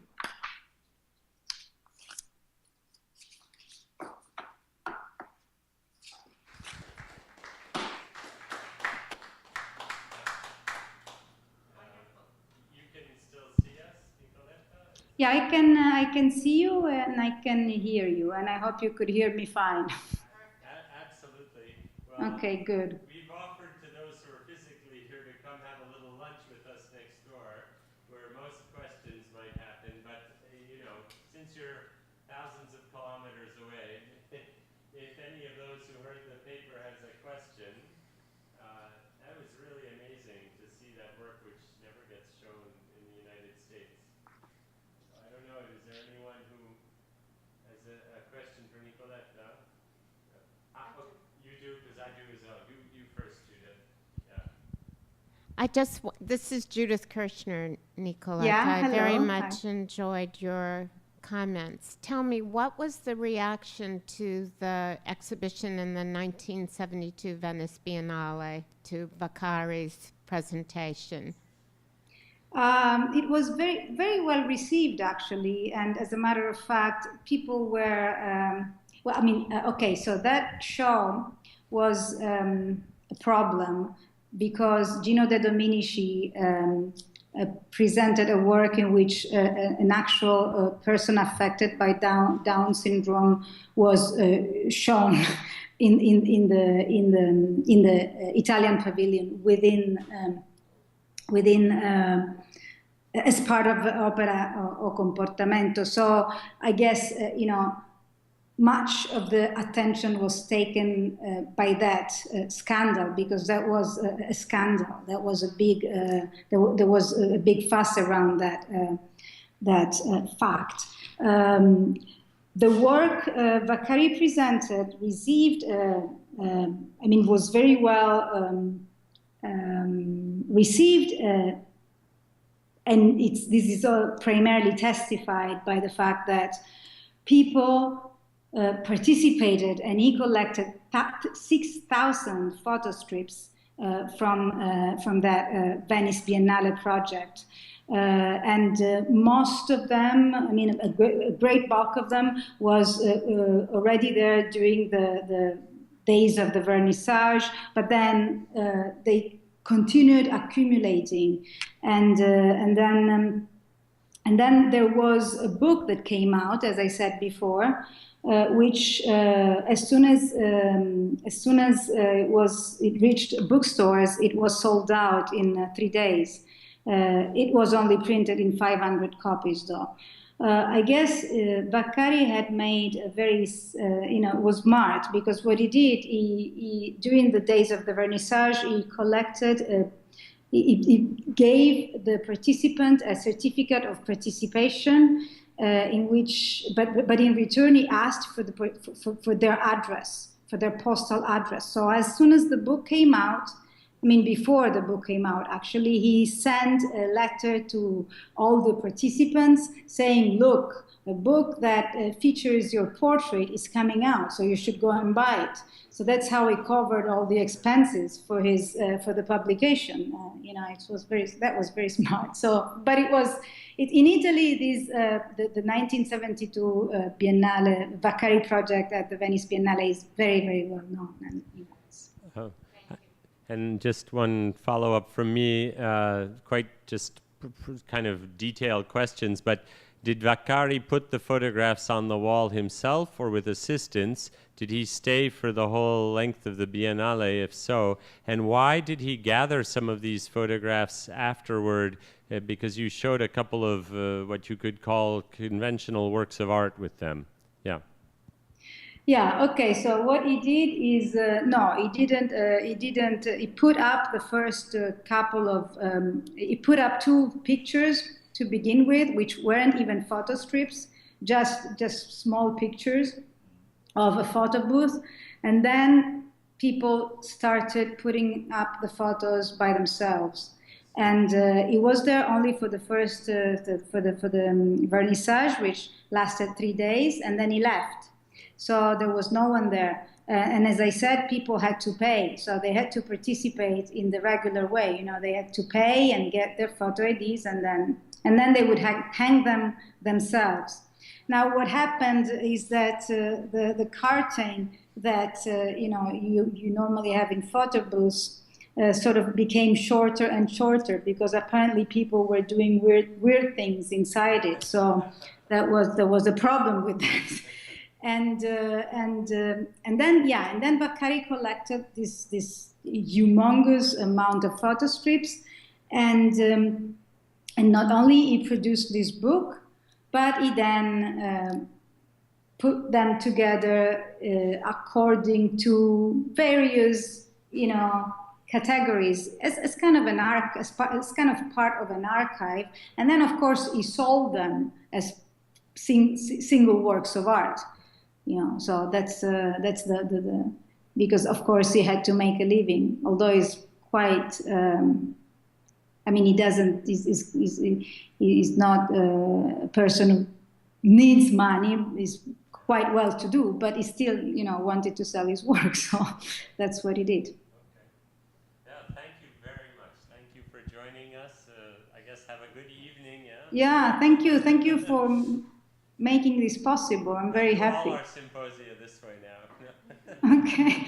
All right. Bye. Bye. Bye-bye. Thank you. Bye.